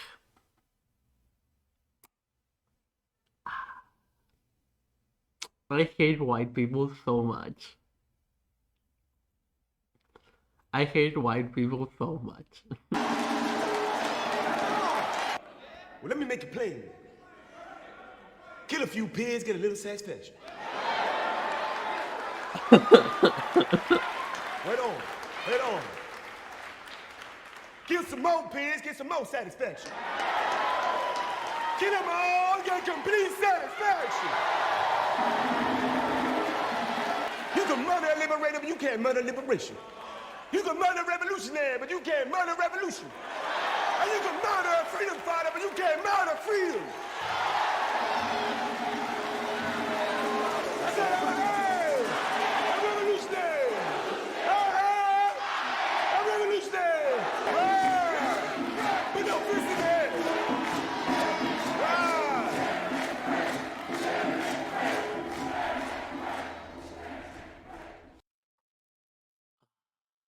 I can do it pretty well, but that's because I naturally breathe through the diaphragm. Interesting. Rather than my chest. Interesting. I hate white people so much. I am kind of okay. It is a bit too much for me to handle. That literally every other actor has a production company, but at the same time I get it. But at the same time, it's like I don't think that every other actor should have a production company, you know? Because I think every other actor shouldn't feel the need to have a production company. Like, I get it because they want to make money, but if they're doing it, but like, whatever. I'm just mad. It's like chill. Okay, because at the same time, I get that sometimes as actors, you want like some kind of this like decision making. You want some like actual power in the room, right? To be able to decide like what to say or to be able to change the script or something else, right? But at the same time, it's like a filmmaking process should be collaborative in every step of the way. And if you as an actor have something to add, you should be able to have that power regardless of like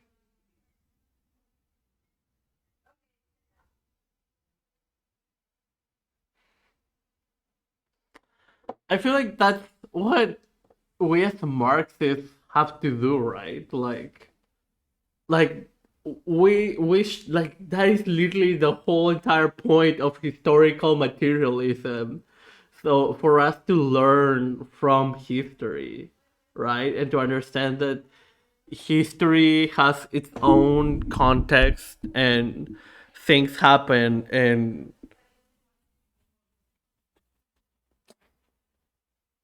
I don't know. Some people. That makes sense. Do you think it's a failure of actors' unions that they feel the need to be involved in production in order to have enough input? I don't think it's a failure of the unions as much as I mean, like it is a failure of the system, right? Because at the end of the day, like um, everyone wants to make money, but I think the reason why historically actors have never been able to have input, which luckily lately it has been changing, but it's still very unheard of, is because historically actors have always been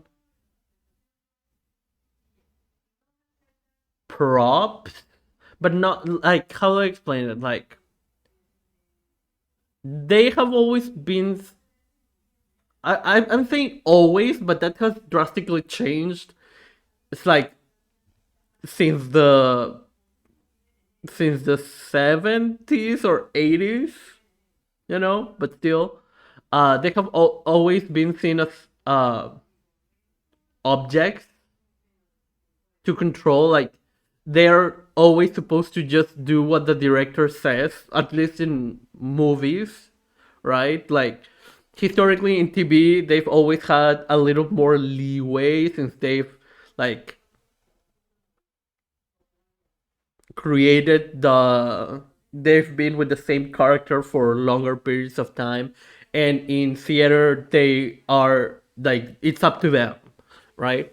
But in films, um the director typically has the most power, and for the longest time they were just supposed to do what their production company told them to do, right? Because back in the day, production companies would own actors, and they could only star in the movies that that the production company that owns them created. And if another production company wanted an actor from another production company, like they had to make like there was a whole like legal trouble and like paths and exchanges and money and all stuff. So like historically, like actors have been just like um these tools of making money, right? And so it is not surprising that they've never been able to have much voice, but especially when you add into consideration the social aspects that play into this, like because historically like white male actors have had a say, like even when actors in general didn't have a say, if actors in general didn't have a say, white male actors always had a way to, you know, change shit. Like yesterday I was talking with a friend about like this actor, and there was this movie in the early early 60s or early 50s, something like that. And like how in this movie the main actor had a completely different way of acting. So like basically, I'm sorry, I'm going into tangent, but naturalism, which is the naturalist acting, which is what we are currently seeing the most in movies, um, just started making its way into films into the 50s or 60s. And so that was a movement that started in the US around the 40s, but it was created in Russia because literally everything in art has to start on Russia and people just don't want to admit it. And I've gone into this tangent for too many times, so I'm not going to get into this tangent, but the thing is, like, in this movie, like, before the naturalist movement, you would see in movies that people would like project or be very dramatic and like be like more over the top, like very not naturalistic, right? And so all the actresses in that production were like doing very dramatic, yes, but the main actor was naturalist, right? And that is something that he, as a white male actor, could have the room to do, right? Because he had that bargaining power, right? Like he was the protagonist of that movie. And so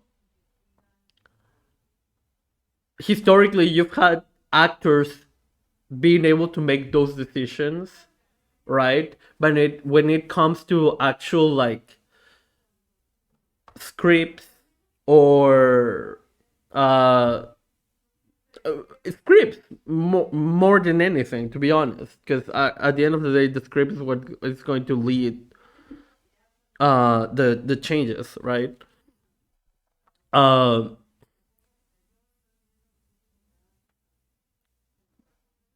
Actors have never been able to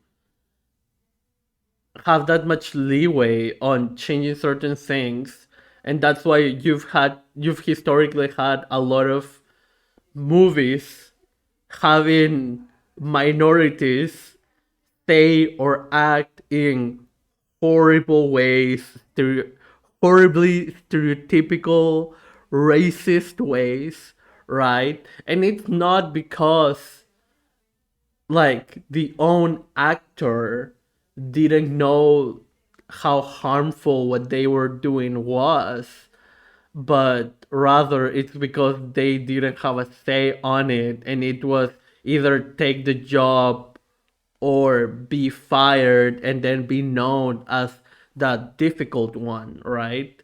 So in that way, like white actors, specifically white male actors, have always had that bargaining power. And this trend of uh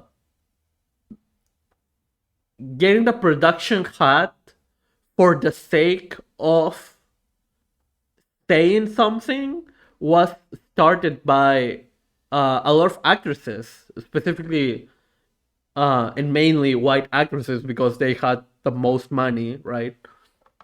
Like the most money apart from white males, right?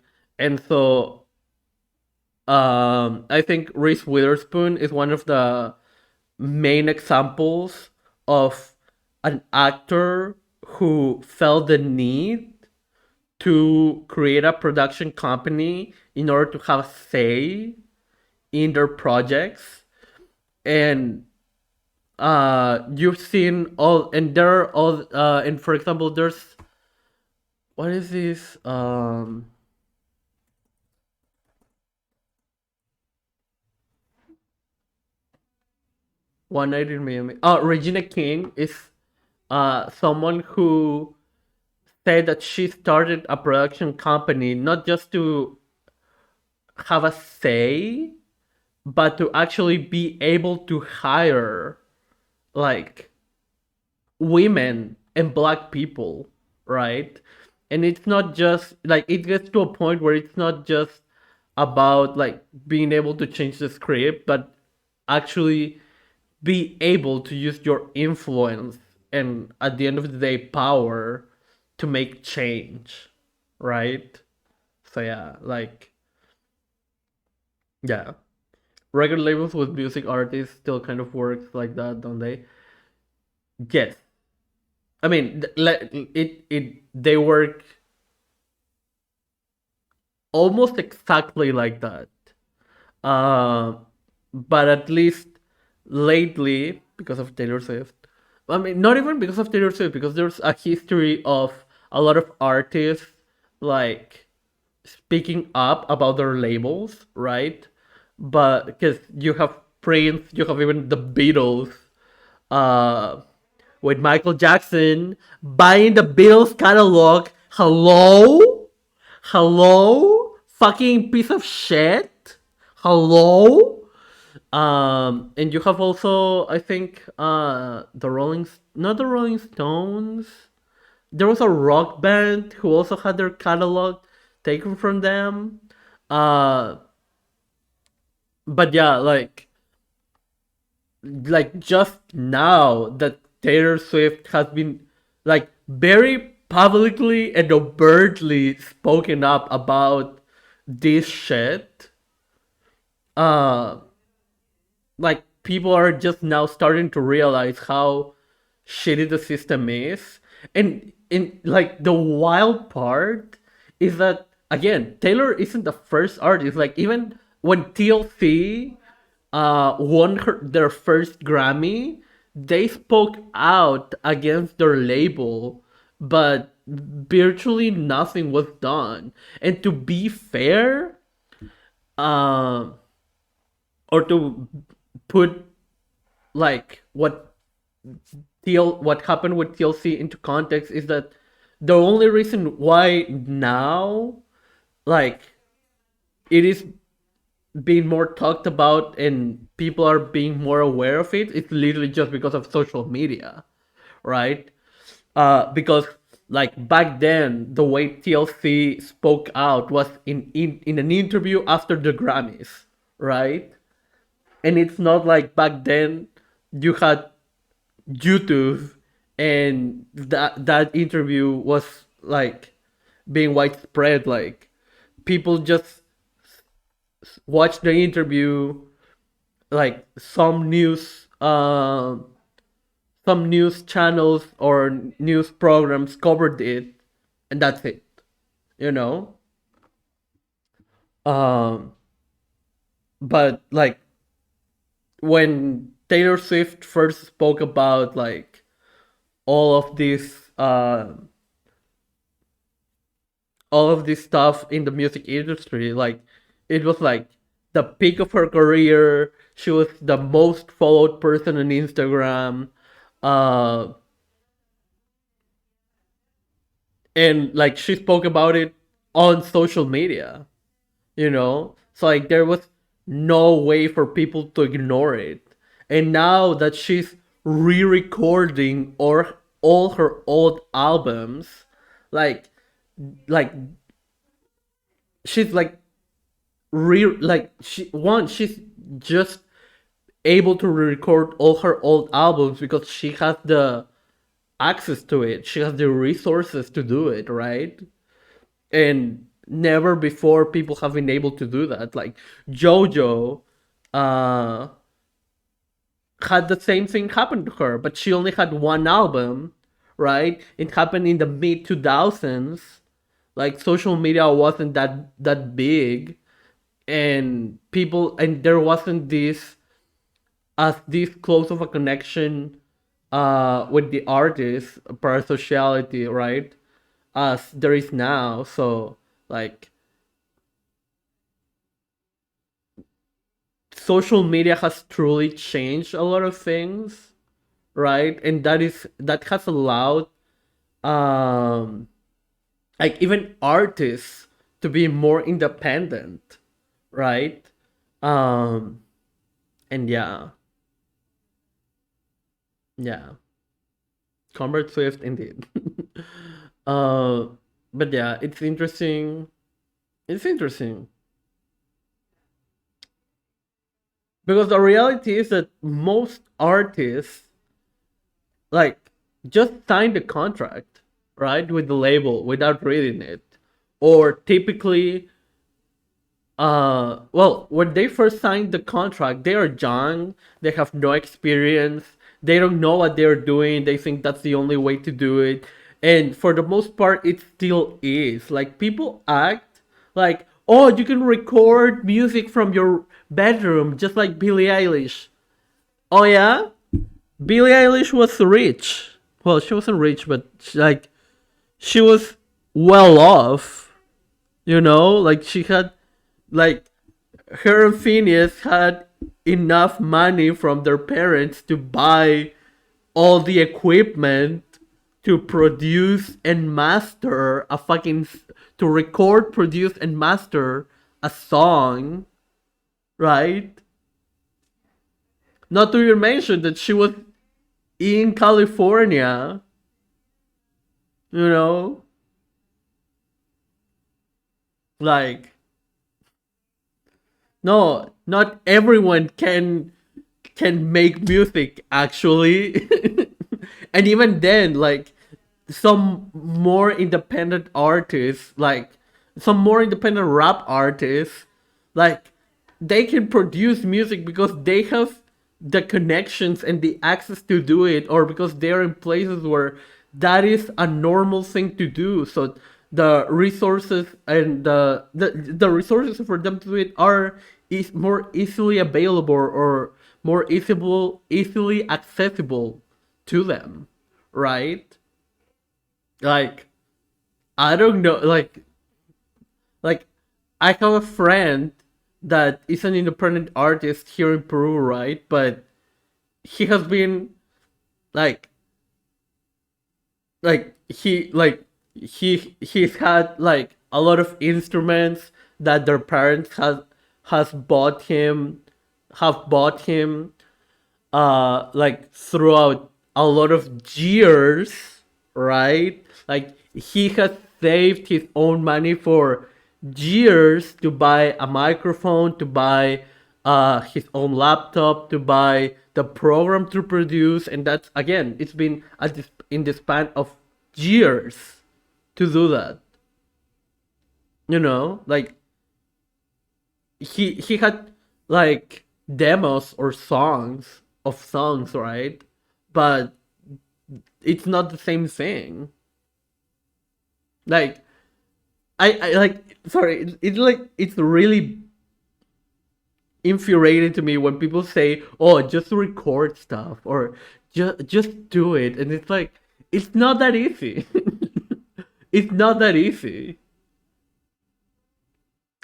and and yeah, it is easier now than it was before because of social media, but that doesn't mean that you still don't have to have a certain level of privilege and access to certain level of resources to do it. And that threshold is not like privy to everyone. And that's just the reality of it. Like, I hate when people act like even having access to internet. Like, not everyone has access to internet, actually. Not everyone has a laptop, actually. Not everyone has, like, you know? Okay. Before Up. Do they just have to make it to the hottest wing to win? Yeah. And there are people who make all the wings without drinking anything. And yeah, like DJ Khaled. Oh my god, DJ Khaled literally gave up in the second wing, I think.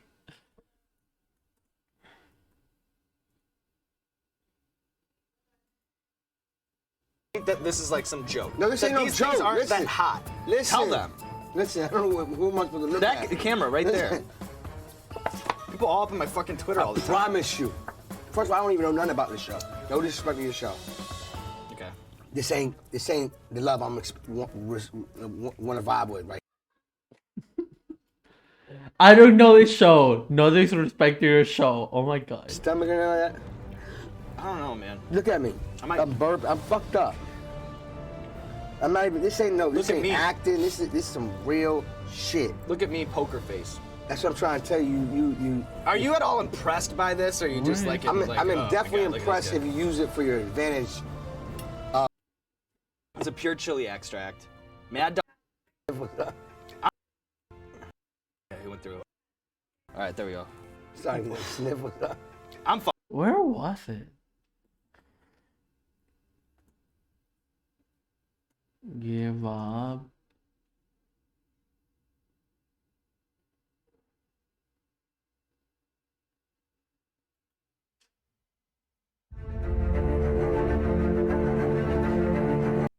For first, a better guess. Sweet day, bitter because it's the end of season 1, sweet because I couldn't have asked for a better guest. DJ Khaled in the building. Real hard ones and I color he was the creator of All I Do Is Win.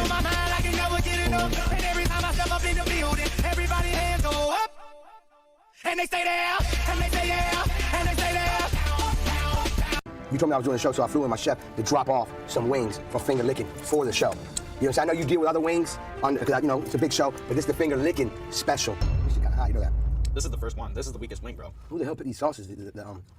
Schoenberger. It's hot. Winner. Winner.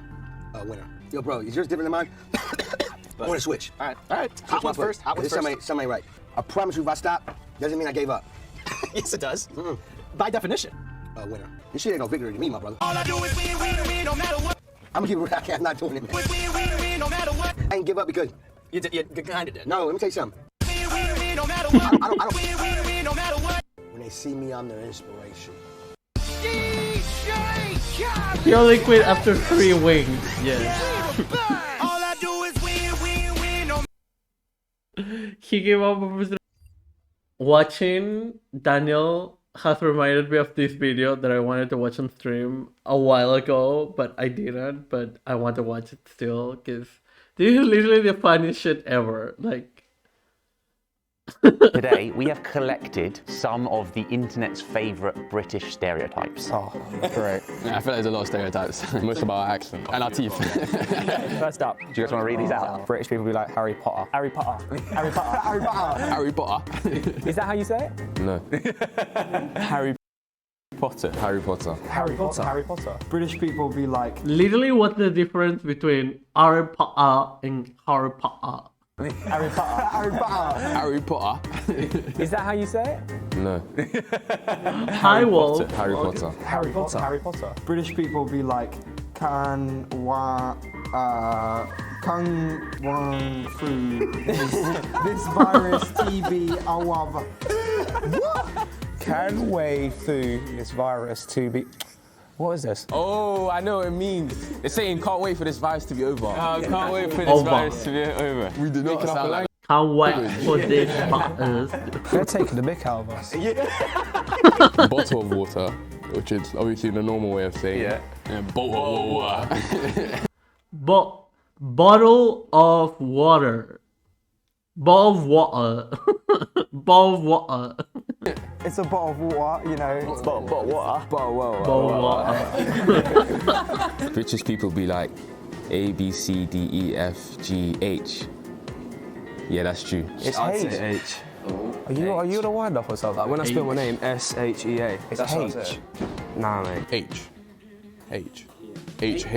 What's the difference? Like, no, H is like with a H. With a H. I know. With a H. With a H at the beginning. I am so confused. Wait, how is it? What? Who says H? H? FGH. I am so confused. You know, the H. Yeah, but F. It wouldn't begin. It's not fair. F begins with the E to be fair. E, F, F. Yeah. And L? A, B, C, D, E, L, L, G. What about W? It doesn't begin with W, does it? Oh, we don't talk about that. It's H. Who says H? Hello? I said H. I said H. Yeah. I'm You confused. ignore that. British people be like, you've got to be joking. They're just so terrible. You've got to be joking. True. Is that it? Yeah, no, it is true. Yeah, Gotta be joking. British people be like, you must think I'm stupid, innit? Stupid, innit? What a beautiful phrase. Stupid, I think that's the better way of spelling stupid. Do you reckon? 100%. You should just spell it like that. Spell it like that, 100%. Screw off, innit? Screw up, innit? Stupid, innit? Is it stupid? Yeah. Oh. How do Americans pronounce So stupid? stupid. It's horrible. Dumb Americans say stupid. It's stupid. You guys use in it? Yeah. It's just like natural. But not like it. Or in it. Not like that. He uses it a lot. It's not good. It's not good. For anyone who's watching that doesn't know what in it is. It's like proving your point. So you'll be like, Chelsea's the best team in the world, innit? I knew you were going to say that. Proving your point. I think of it as like giving your sentence a pat on the. It's like proving your point in it. How through a mess. A mess. Back at the end. Yeah, but it could be at the start. Well, I like that, you know. It could be at the start as well. Could be at the start as well. No, it couldn't. British people be like, it's Tuesday, innit? It could be at the start. Oh my god. Okay, that's too far. It couldn't. British people be like, in it. it's Tuesday, innit? Yeah, that's quite. That's good. Tuesday, see? Tuesday. Tuesday. It's Tuesday, innit? Well, Americans go Tuesday. Yeah, for. Tuesday. Tuesday. Tuesday. Who says that? Nobody after one ray of sunshine. British people. Yeah. It's literally just people being racist. Like the low approval, it's literally just people being racist. I'm not having that. I've never seen you turned in a day in my life. Listen, some I was pretty tired, I can't lie. Yeah. Nobody after one ray of sun, British people. Oh my god. True. I mean, to be fair to British people, they literally never have sun. That's a lie, but still. Never seen you turned in a day in my life. Listen, some I was pretty tired, I can't lie. Yeah, of course you were. No, listen, if you compared me from here down there, it was much different. Yeah, it was all red and white. We had a Polish flag in the summer, mate. British people be like, this website uses biscuits to improve user experience.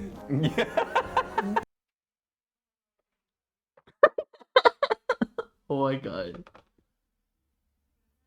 Yeah, literally, it is Sam. It was because he's social conservatism. No, literally, people don't care about that.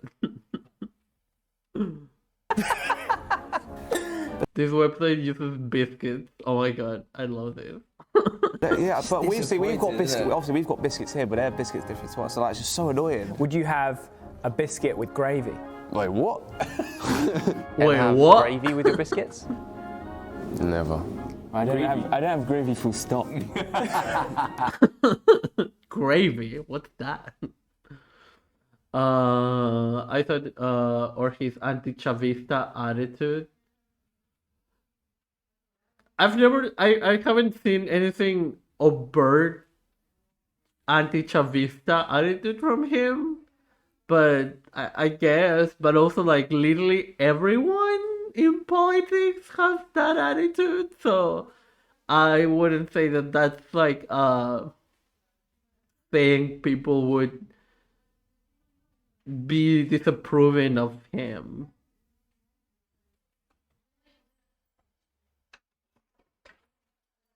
Would you put biscuits with gravy?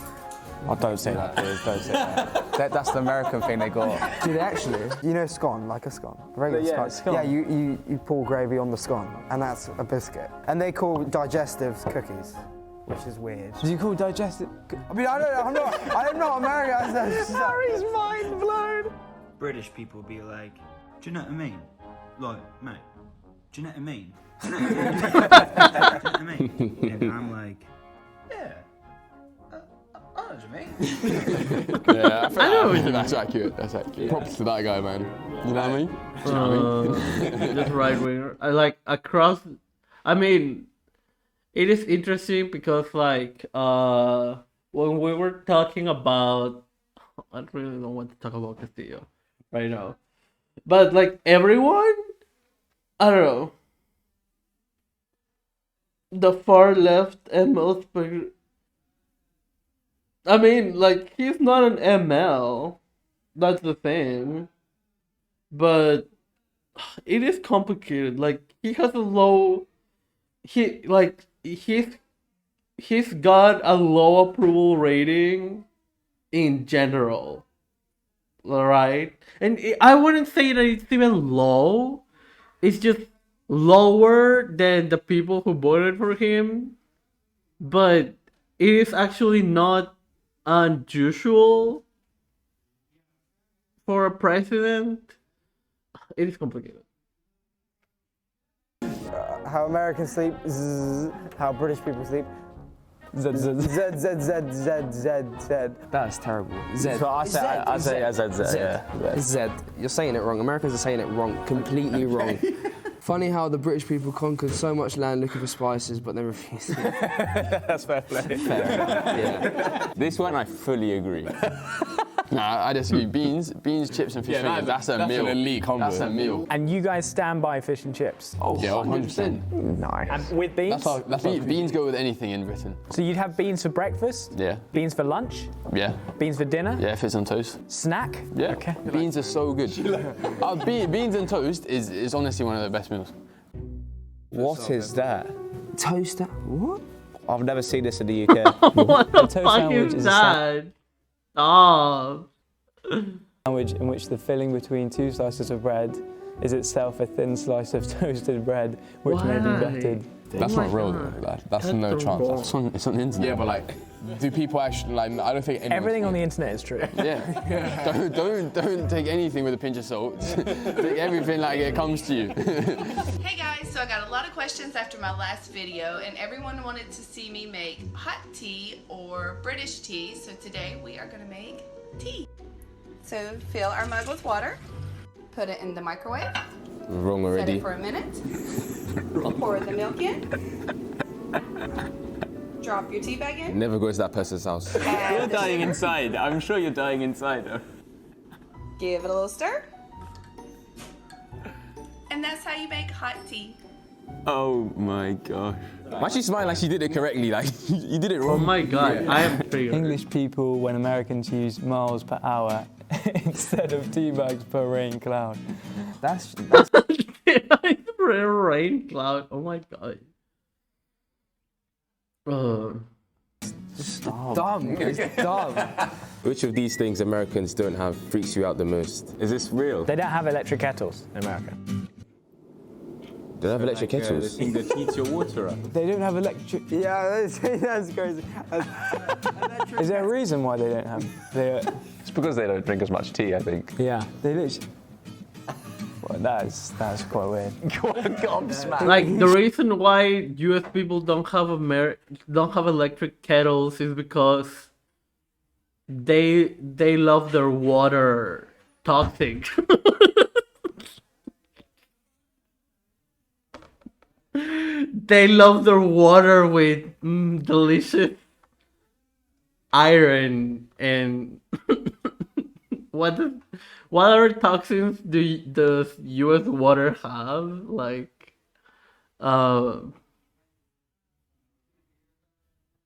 delicious toxic metals. There's always some voters' remorse after the election. Water in a pot every morning. Interesting. That's good, fam. Because most people in the US apparently don't. Shocked. British people be like, math is hard, innit? Accurate? Yeah. Okay.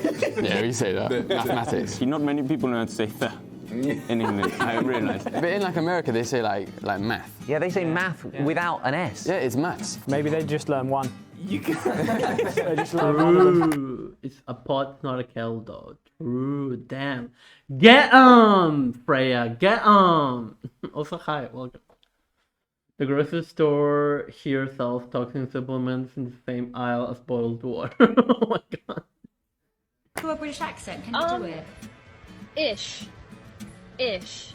What I end up doing is I just end up doing sound bites from Love Island. Alright, love, like, he just like wants to That's not Essex. That's Essex. That's not even properly. Okay.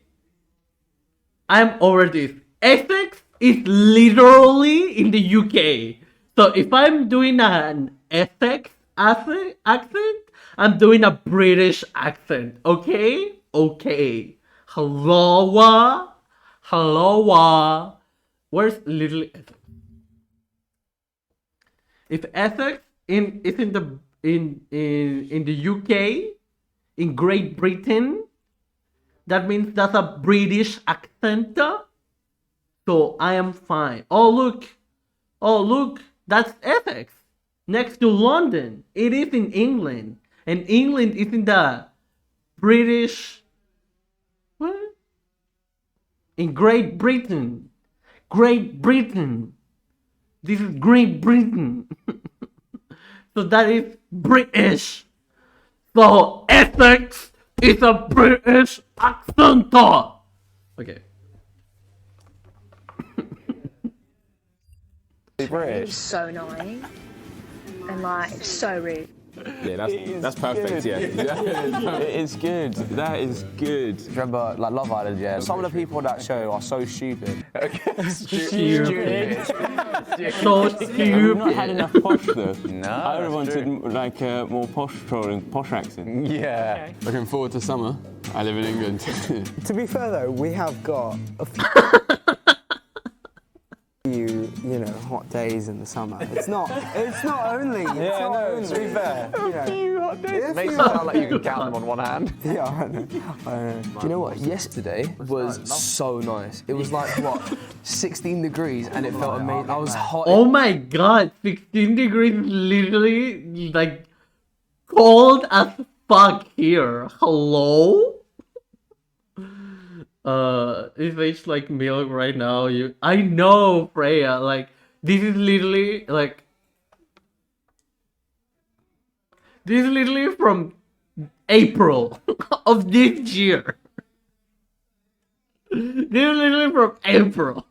In class, I'm like, I just need to get outside. I love it. In the UK, it's like 16 degrees C, and we're like, oh, it's lush out here. To be honest, you already see people in shorts and flip-flops. Flip-flops? Go to Tesco's. There must have been someone who says in it as well. Tesco's.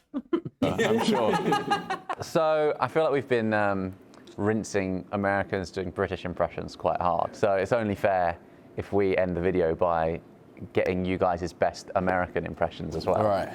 Do you want to read this sentence in your best American accent? Hey, Paul. Hey, Paul. Hey, Paul. Get the yogurt, add tomato water. Tomato, bro, come on. Tomato water from the herb garden. Water. Ask Tom for the route. I'm sorry. But avoid the zebras in the garage. Not bad. You know what? Not bad. Oh, brilliant, guys. That's a Midwestern accent. That's not American. Hello? That's imagine someone says, that's Texas accent. That's from California. That's no, like literally Essex is from the Great Britain. It's a British accent. Okay. Hey, Paul. The British are like inhabitants of the St. Petersburg, constantly complain about bad weather and constantly rains and low temperature in summer. Interesting. They can't do a Yankee accent. Oh my god. Thanks very much. Have you rinsing Americans doing British? You guys' best American impressions as well. All right. Do you want to read this sentence in your best American accent? Hey, Paul. I love that he's just yelling. Hey, Paul. It's like literally every US person ever. Hey, Paul.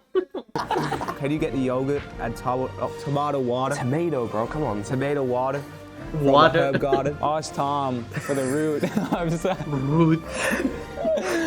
But avoid the zebras in the garage. The zebras.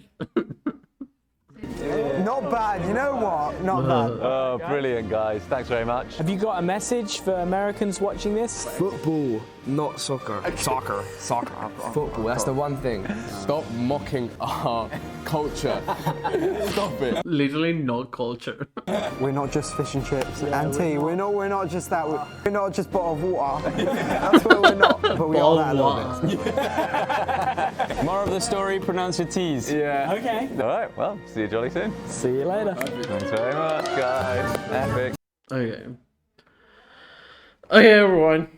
I have to go because I guess my mother wanted to be born today, and so it's her birthday, and so we're going to be rating. Who we rating? Oh my god, should we rate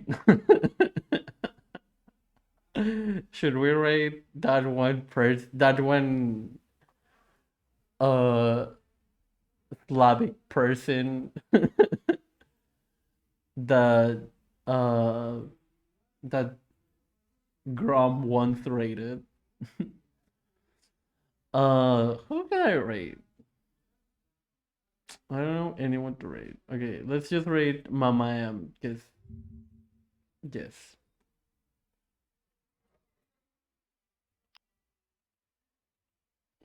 But yeah.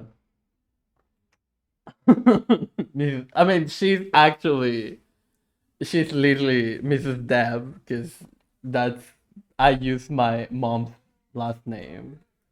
But yeah. Thank you everyone so much for coming. If you're subscribed, you can copy and paste the first message. If you are not subscribed, you can paste the second message. Also, join the Discord if you haven't. What else? Be sure to click the profile picture twice to make your view count when we get there. Mama M is right now playing Minecraft. Oh, with in Aria server, nice. But yeah. So see you tomorrow. Tomorrow we'll be watching that video that Dorian sent me on the Discord. So it's going to be fun. But yeah. Bye everyone. Take care. Also follow me on Twitter. Follow me on Twitter. Yes. Okay. Bye.